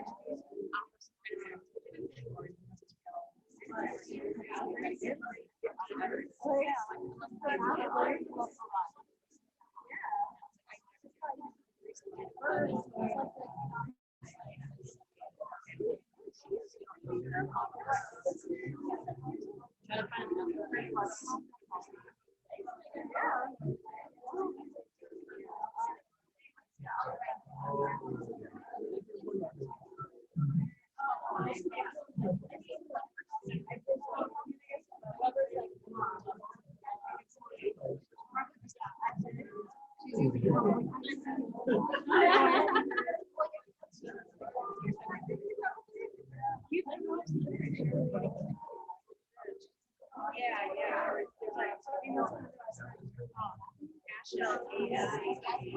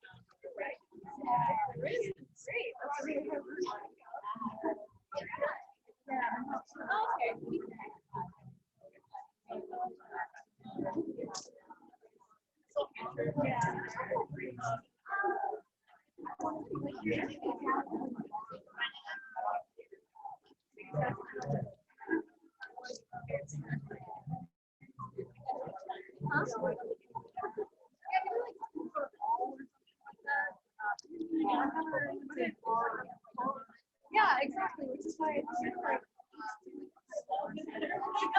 that's really close.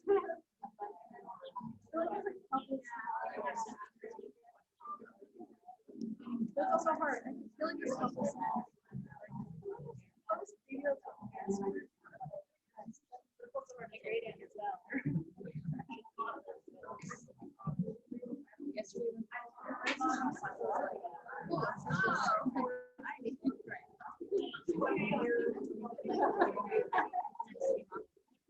Hello, just checking in. Do we need more time? Yeah, no, we're ready? Okay, good. I'm ready for you guys to own this language sample and tell me all the things that I didn't do that Dr. Weber would be mad that I didn't do. Honestly, her class is amazing, so pay attention. It's going to be very helpful for you. All right, I only have so much candy left, but I'd like to hear what we're seeing. Probably some things that even I didn't see looking at this language sample. Anyone brave or hungry enough to start? I mean, just off the bat, we see a lot of her having problems extracting words, a lot of expressive difficulties. Absolutely. Especially when she said, "Oh, I had that in mind." That like brought it all together. Right. Perfect. Thank you. When my partner and I were discussing, she had a question. Is the Just she's unsure if she has maybe the right word. Excellent. Anything else? Yeah, in the back.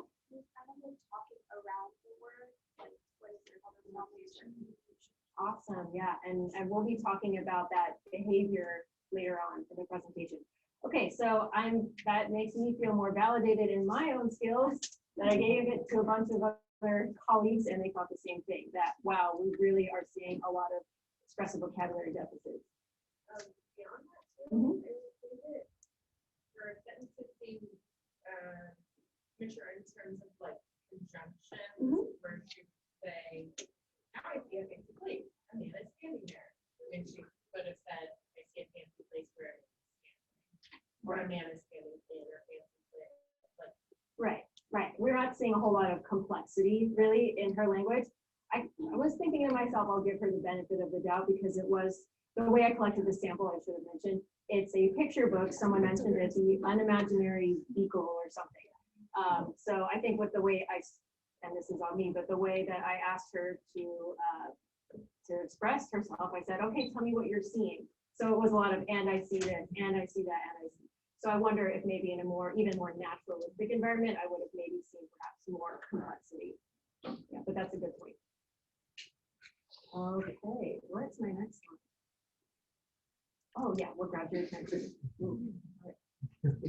Assessment results. Okay, so for her language, bear with me on this, guys. We're going to get through a little bit of like percentiles and some boring things, okay? So this is how she turned out on the OWLs. And again, this was that comprehensive language test. We see her grammar, we see a little bit of vocabulary, comprehension, expression. Look at that, 37th percentile. So, I mean, that's kind of lower average. I have a slide later on where we discuss eligibility in the schools, but our cutoff is 7th percentile. That makes you eligible in the schools. We could have a whole other conversation about not great or I don't know, but that's where it is to meet eligibility, 7th percentile. Okay, and then oral expression, 42nd percentile, right? So again, yeah, we're seeing some pretty like average, low average scores. Certainly not anything that I could qualify her over, at least not on this alone. So at this point, as you know, school-based SLP, like, yeah, all right, she got this, you know, like we don't need to put her out of class to be with me, which is what, you know, what you are always having to do is pull them from gen ed. They lose that time with their peers. Then, oh, okay, this was like a composite of both of those together. All right, so here we get to the vocabulary. And I gave her the MAVA, and this is a test that assesses like more school-based vocabulary, like tier 1, tier 2, tier 3 vocabulary words. And these are words that she's going to be reading in books, hearing and instruction. So, right, let's look. Oh, receptive, 34th percentile. All right. So we know that she is understanding and knows what these words mean, right? I'm giving her pictures. I'm saying, hey, point to the duck. She's able to point to the duck. Great. It gets harder, obviously, but that's the format of this type of test. And then we're going to get to her expressive. Ooh, 75. That's quite a discrepancy with standard scores. What does that mean in percentile terms? Yikes. 5th percentile. So I'm looking at this. I have, okay, pretty intact, like receptive expressive language, but ooh, there's something going on with this expressive vocabulary. And this is also in conjunction with what we're seeing in that language sample. So I'm starting to think, okay, well, there's something going on here. I wanted to give her another standardized assessment just to see if that score was sort of like an aberration. And I gave her the expressive one-word picture vocabulary test, same kind of format, you know, with the pictures, having her tell me, what is this? And in this particular test, she did better, but still it's not great. So I thought to myself, all right, we can push toward maybe having her come and see me, you know, taking her out of gen ed and having her come see me to work on that sort of expressive vocabulary part. So what am I going to say at her meeting when I'm talking to her parents and her teacher? What are my findings? Remember back on the language sample slide, we had morphology, we had syntax, we had, what was it? Pragmatics and semantics. kind of have to pick one, just to put it in. Which one would you guys pick? I'm hearing it. I'm hearing semantics. Were you gonna say semantics? Boom. So yes, now this is an actual paragraph, a standard paragraph taken from my report. That evaluation results indicate that yes, the student does meet the eligibility criteria for special education in the language of speech, or in the area of language and speech under semantics. And how did we get to that qualification? We did the assessments, we did the language sample, and then also cooperated with parent and teacher to hear what they're seeing as well. Any questions so far? Yeah. Ooh, good question. It's about 1.5. And so I think we have a slide that talks about that, but yes, it's 1.5 in our district. I think actually in California. Yeah. Mhm. I'm just gonna ask for the school district, so they only need to meet that criteria. No. You want to see 7th percentile in 2 standardized assessments, or with 1 standardized assessment and then like a language sample that corroborates with those results.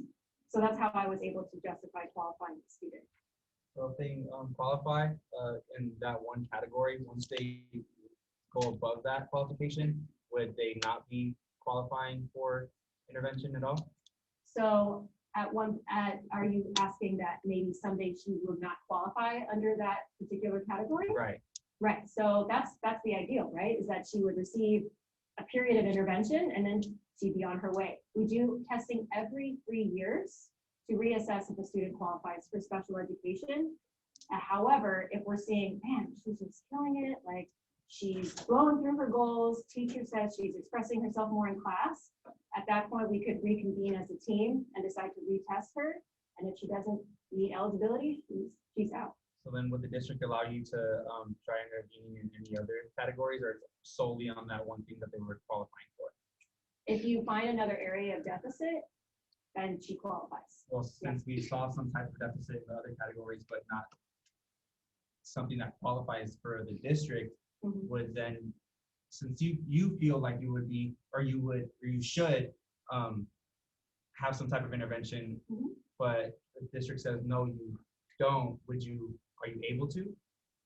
If I feel, So like it's she was in the 5th percentile in one of the categories, but not the others, but there was obvious deficits in the other categories. Are you able to help in those other categories, even though they're not meeting the criteria for those categories? so you are, I think, restricted to the contents of the individualized education plan. So when we meet with her parents, we propose goals based off of the needs that we're seeing on our testing, and then also parent report. So I would have to work on this specific with those goals.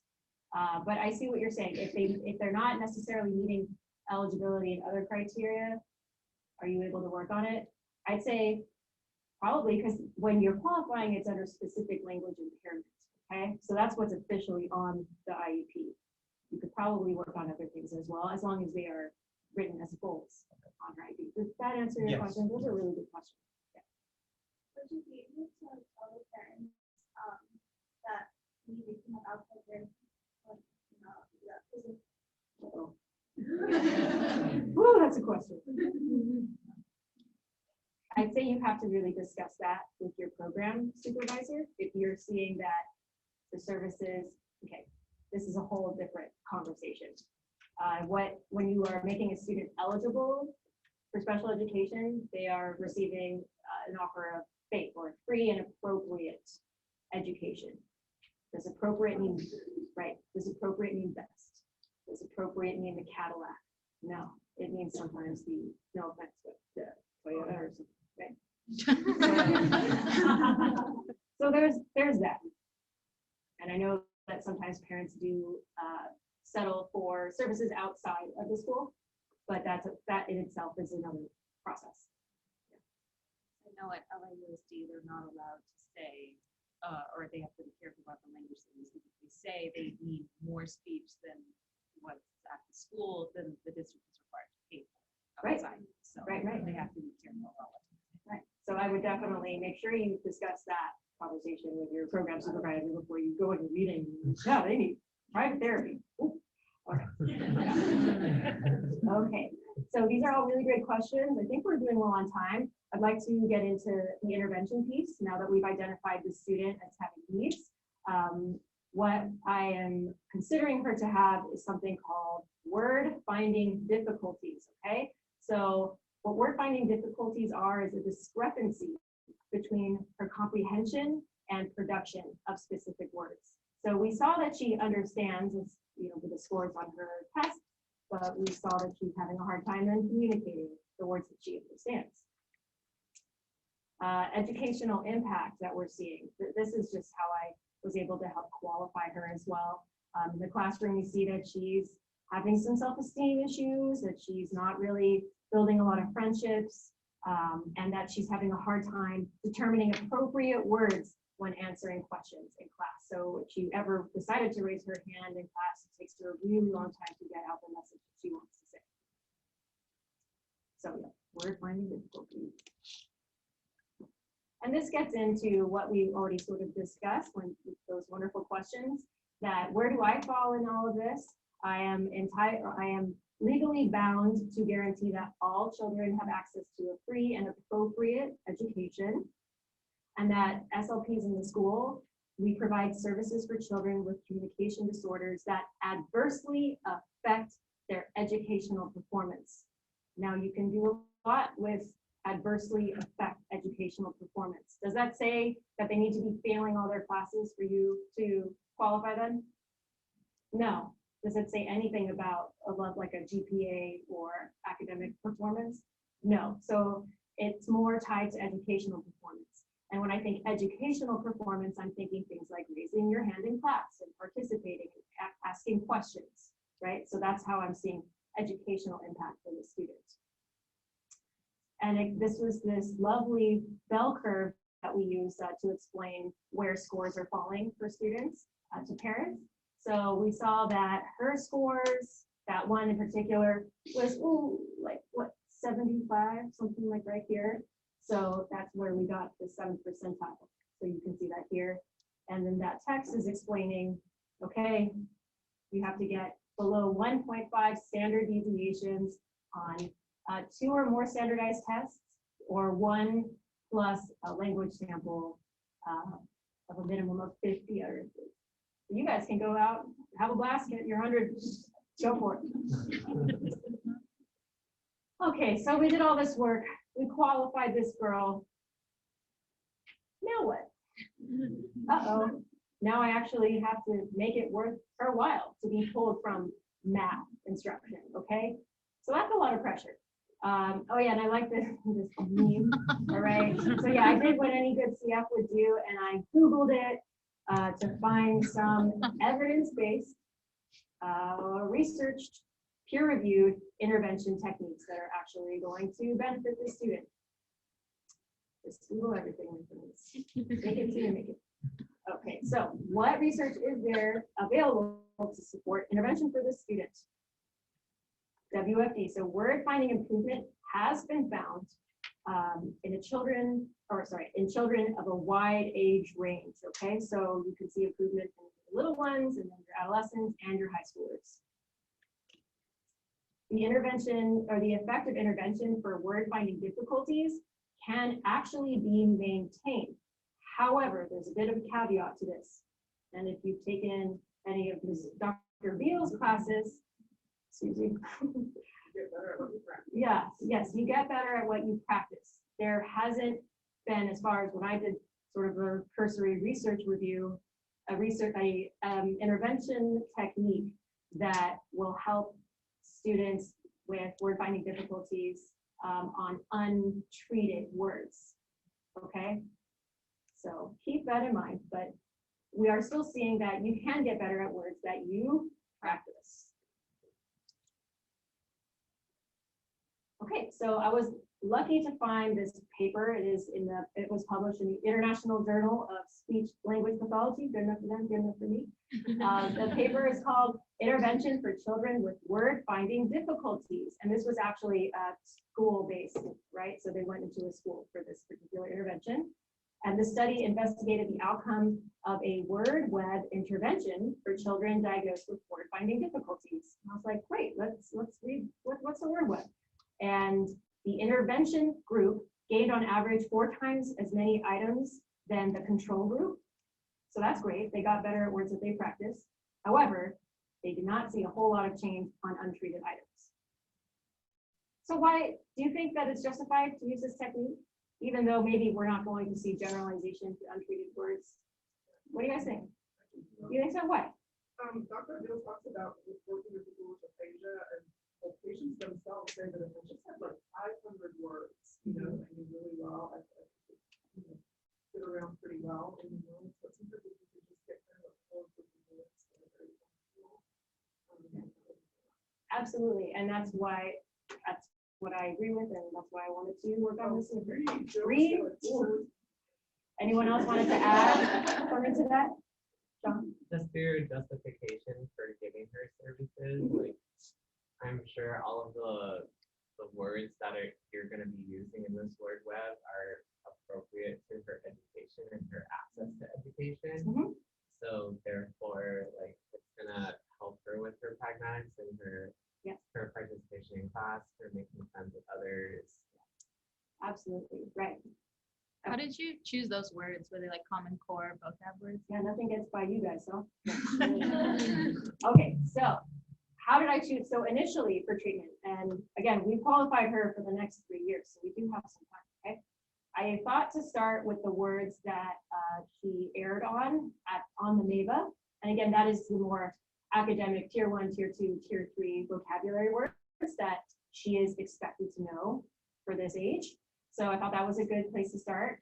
And then also in the future, I want to collect words that I'm thinking maybe I ask her parent, ask her teacher, ask the student, hey, what are some words that you just, they're always just like on the tip of your tongue? Or what types of things does she like to talk about? And I think that will also then increase motivation in therapy, right? Because there's a word that she's interested in and will want to maintain. Perfect. Yes, thank you. So yes, I took the words that she was tested on in the MAVA that she got on as a starting off.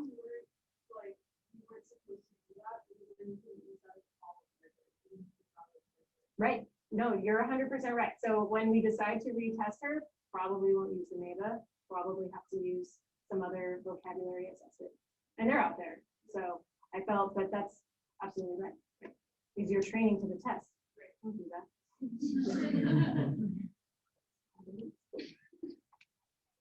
All right, so the nature of word finding difficulties, and you guys were so observant, you already kind of picked up on this in the language sample. So we saw that she exhibited word finding difficulties in both discourse, so during the language sample, and then also as evidence in the assessment, single word retrieval. She was having semantically related words. So for instance, what I mean by that is I showed her a picture of celery. Hey, what's that? Lettuce. Ah, close, but no cigar, right? So those are those semantically related words. Ice rink for icicle, close, but just a little bit short. Also some phonologically related responses. She would say skeloscope for telescope. Yeah, I feel like I probably said that too sometimes, you know, when I'm tired. Skeloscope. And I think one of you also mentioned there were a lot of those fillers, delays, and insertions in the language sample. Like, what was that? Oh, I had it. What's it called? So we're seeing, and those are hallmarks of word finding difficulties. Yes.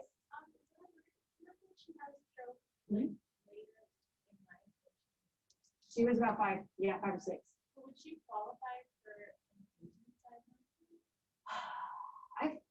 So again, I'm a CF, right? I'm learning about this, and I'm seeing this in her case file, and I'm like, why is there no like neurologic report, or why is this not like a diagnosis for her?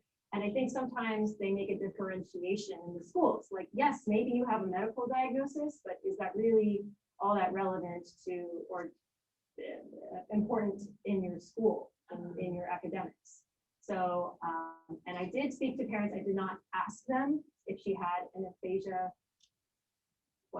diagnosis, because I thought that might necessitate that conversation about, oh, should she be getting speech outside of school? So I was wary to bring that up, and I knew that she was going to benefit from services in the school. So.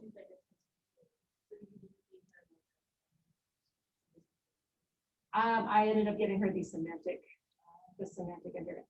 And you know what, labels, not so important at the end of the day, right? You know, we wanted to qualify her, wanted to get her in, see what we could do. Sometimes the why, right, the etiology is not as important as, okay, well, it is what it is, so what can we do to treat it, right? So that's just how I felt at the end of the day. Great. How are you guys doing? Good. I have a video about word finding difficulties and some kids. You guys feel up to it? You want to see a little bit? Just so you can, I wasn't able to bring actual footage of the student, obviously for, privacy reasons, but how are we doing with time? 10 minutes? Okay. Maybe just like a minute.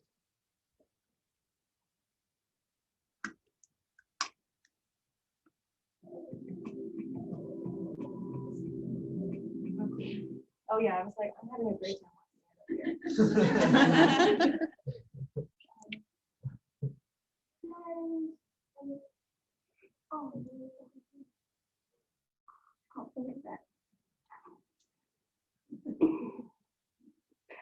I know what it is. You know what it's like when you just can't think of a word. You know it, but you just can't say it. So it's in your brain and it's frustrating and you don't get it out. Sometimes it like feels like you know what you're gonna say, and the other person's like, and then it just gets, you know what it is, it's there, but it's not actually there anymore. And you know it's like on the top of your brain, but you just can't get the word out. Close hangers. Hangers! No, hangers. Close hangers. This is called word finding difficulties. Maybe it happens to you. It can be quite frustrating. Don't worry, it happens to lots of people. Sometimes it's like you got it and then it comes back to you maybe like the next day or maybe 10 minutes. Sometimes it's really frustrating when they don't get it. So what can you do when this happens? Let's find out. Let's find out. Okay, great. I'll talk about it. And so those same sort of physical behaviors that you were seeing, kind of like going like this, I see that all the time with the student too. So she really does struggle to get the words out. Those kids were cute, huh? Oh, I know. They got that on us, definitely. So I had to write an Iep goal, yay. Oh man, writing goals can be tricky. So this is the goal I created, all right? Student will use strategies to facilitate recall of words from her personal repertoire during interactions with peers and adults. So describing function, accessing phonological cues, semantic cues, in 8 out of 10 opportunities. So that's the goal. But ultimately, what I really wanted to target was just the improvement of her word finding skills, okay? I want to get her thinking about words. And how am I going to do that? So in this paper, it mentioned using word webs as a treatment method, okay? So I was working with missed items from the assessments, and I present this to the student, and I have my target word, okay? So let's take telescope, all right? And then she is responsible for telling me the different features, semantic, phonological, about this word, okay? And then we put it on the word web. Cool. And then I can later on cue her, oh, once we find out what cues are more facilitated than others, hey, what is the function of that? Tell us, that, I'm not gonna say a word, but what is the function of it? And see if hopefully that was more facilitated for her. And you can find these online. This is not a hard find. Yeah, so we do play games So I'll say, okay, then give me a synonym for blah de blah, and then she's responsible then for telling me the target word. So we're just kind of playing around with words and finding right now what cues are most facilitated for her in that word retrieval. Not rocket science, right? Like totally doable. So the results of this study, as previously discussed, there was a large improvement for the experimental group on the treated set of words, okay, than the control group. But there was, however, little change between pre and post-test scores on the untreated named pictures. However, and we did somewhat discuss this, but this lack of change on the untreated items presented does not necessarily preclude gains in word finding and connected speech. So why is that? I think, at least in my mind, we are strengthening those like neural connections, right? So when she's retrieving that word each time, I think that connection becomes stronger for her. And she's also perhaps then depressing unwanted semantic and phonologically related words, if that makes sense. So by activating one set, you're then deactivating maybe similar ones like celery for lettuce. No, we know that lettuce is lettuce. And then also, these are just some little strategies. You know, if the student is having word finding difficulties, pragmatically, she can say, hey, you know, can you come back to me? Oh, just need a minute. And then these are some strategies she can do at the time to try and picture that word, picture it, describe it, find a similar word. Just giving her tools so she's not just question mark. So my intervention results on the student. I wish I could say I waved my wand and everything's perfect and she doesn't need me. However, I just recently started working with this student. So, however, I spoke with her teacher and she says that she does have a new friend, which is sometimes the best thing that can happen to a student with these sort of communication difficulties, right? So she's reportedly less shy and she's participating more in class. I'm not saying she got a friend because of me, but it's pretty good timing. And in doing these word webs, we're finding that describing function is the most facilitative cue for her. So that was worthwhile. And I mentioned this a bit, but we're going to keep strengthening those representations by practicing over and over again and activate relevant targets and decrease irrelevant targets. Boom. All right, everyone, I had such a blast and I still have candy. So ask me questions about being a CF, ask me questions about, God, I don't know, school stuff, school related things. Love to hear from you. Yes. It was something that I was listening to on Action Voices podcast, and they were saying that there's a possibility of they're trying to push feeding and swallowing. Have you guys heard anything about that with your district or anything like that? No. So here, I would think if we're seeing a student with eating and swallowing difficulties, they might not be in general education, right? They might be in a different setting or in home health because they have to eat during lunchtime. And if there really is like a swallowing concern, I would think it's almost irresponsible for that student to be there without a trained aid. I know working within special ed, there are students that, you know, they need to be prodded to eat, right? Like eat your snack, but it's not something that I'm seeing as far as dysphagia that we're learning about here. That's a good question. I just haven't had much experience with it. You're asking about ed theory also, which I am gainfully employed. If you have a client that you've been working with for 4 years and there's no progress, but you can't tell the parents to take them to get therapy outside of school, what? I'm having a really hard, because I'm doing my student teaching right now. We have someone like that right now, and that's what the SOP says too. She's like, well, we're not really supposed to do that. And I'm like, well, what are you doing to make it better? It's getting to the point where she mentioned, like, you know, the kid's like, you feed it already, like, you just kind of like, I'm over this. He's been doing it since 1st grade. He's in 5th grade now. Can I ask what his deal is, or what is he working on? I believe he has some type of SLI, but he also has like behaviors. He also works with the OT. Yeah. So Behavior management can be a huge impediment, right, to progress in therapy. So I think to go 4 years without every meeting just kind of brushing under the rug, there was probably something that needed to be done earlier, right? To see what can we change? How can we get the student to attend? Does he need more time, less time?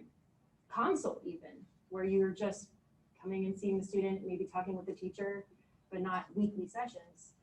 So I'd say that's tricky. I would personally, I would not give up on the student. I would just try new things, right? I think because they feel like tied to, because the whole thing, like they're not supposed to put hands on them in the way or something like that. But her thing is like, well, if you have the door open, it's fine. And I'm like, then why don't you just do that? Like, 'cause she doesn't want to do any type of like physical contact as far as like doing some depressor, or like helping him, you know, Yeah. get that placement. I mean, I'd say she could hopefully get permission from parent, possibly, right? Like, I'd really like to try this intervention, research, evidence, and maybe get special written permission to proceed with that type of treatment. But in general, right, you don't want to touch the kids. But if you were trying to have them do therapy outside of the schools, like what language would you use? Like what words? Where I, in an instance where I would be recommending outside therapy, Like if you're just kind of like, you really doesn't, or she really doesn't.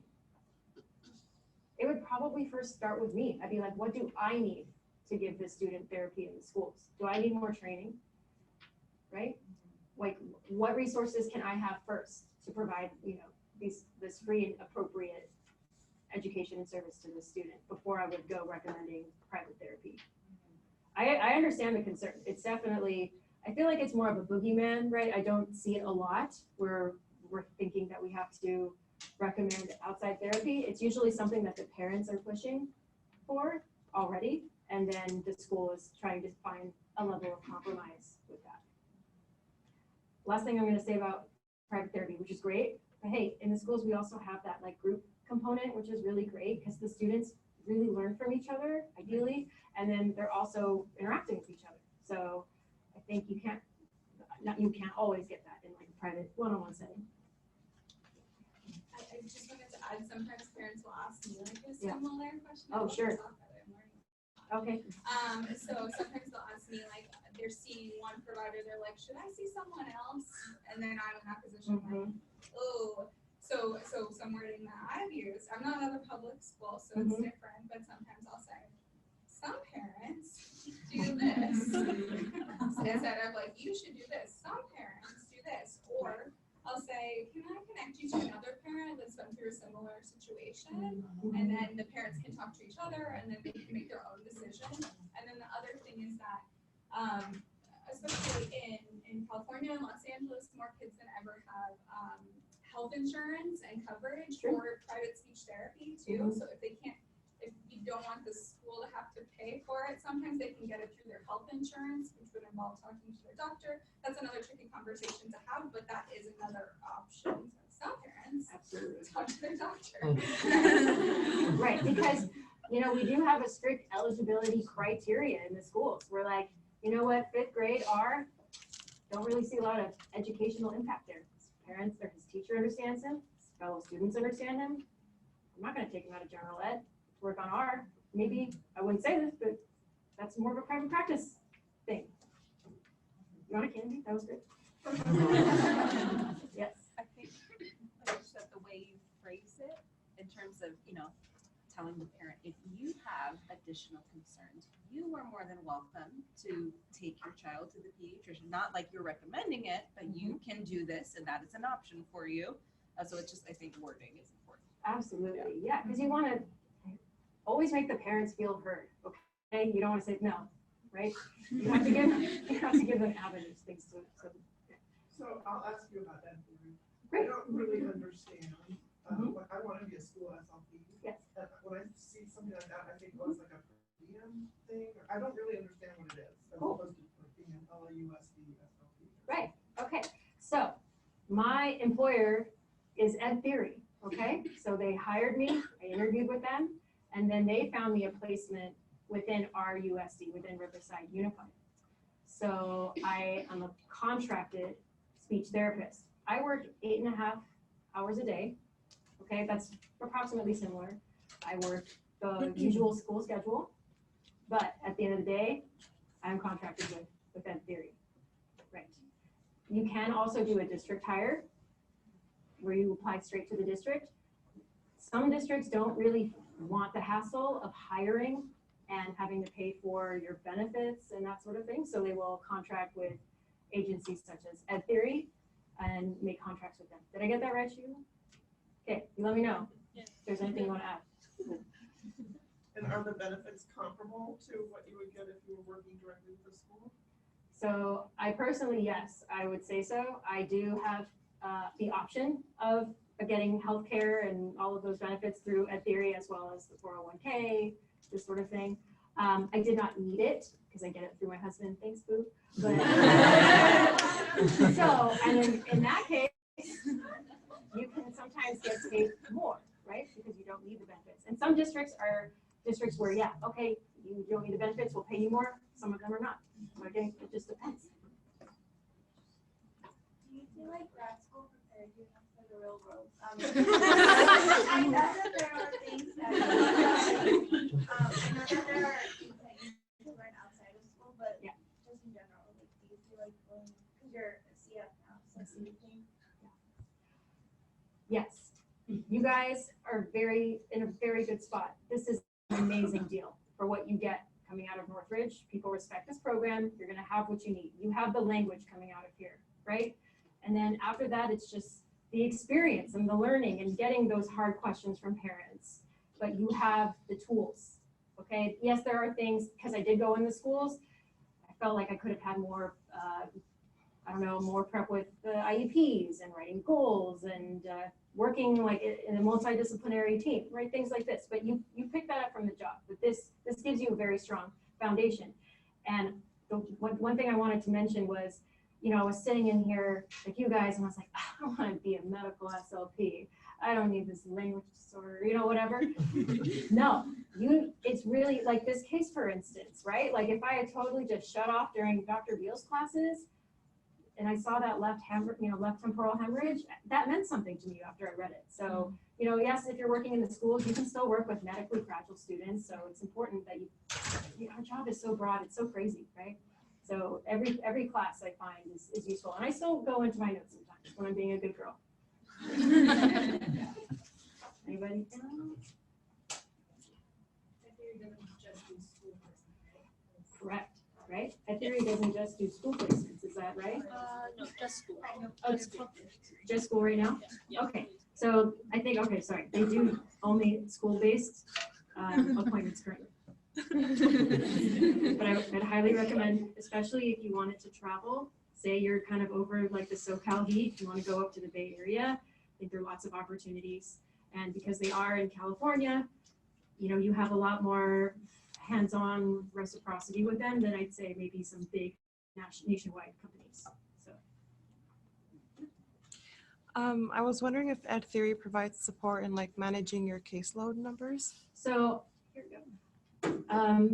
Riverside is managing the caseload. I could come to Ed Theory and I could say, hey guys, I don't think it's really working out with Riverside. I feel like overwhelmed.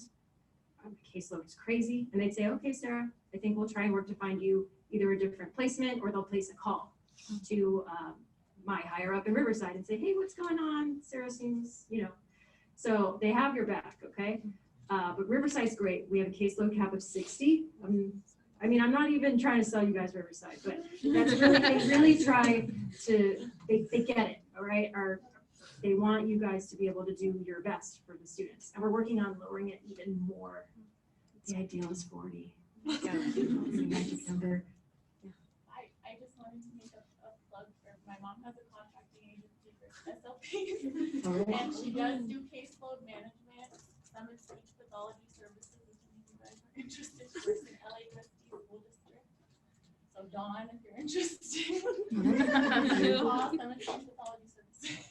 Awesome. Yeah. No, I mean, it's a personal choice choosing contract versus district. There are pros and cons of both. I examined it. I felt that contract was the right way for me to go. That might not be the case for everybody. Who wants? Right in the camera. Sorry, that was a very bad catch. It's probably time, right? Yeah, any burning questions? You guys were wonderful. Thank you for putting up with me.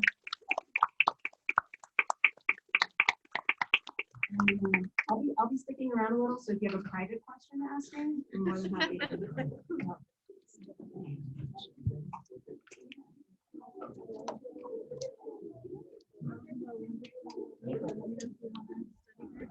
I'll let you know.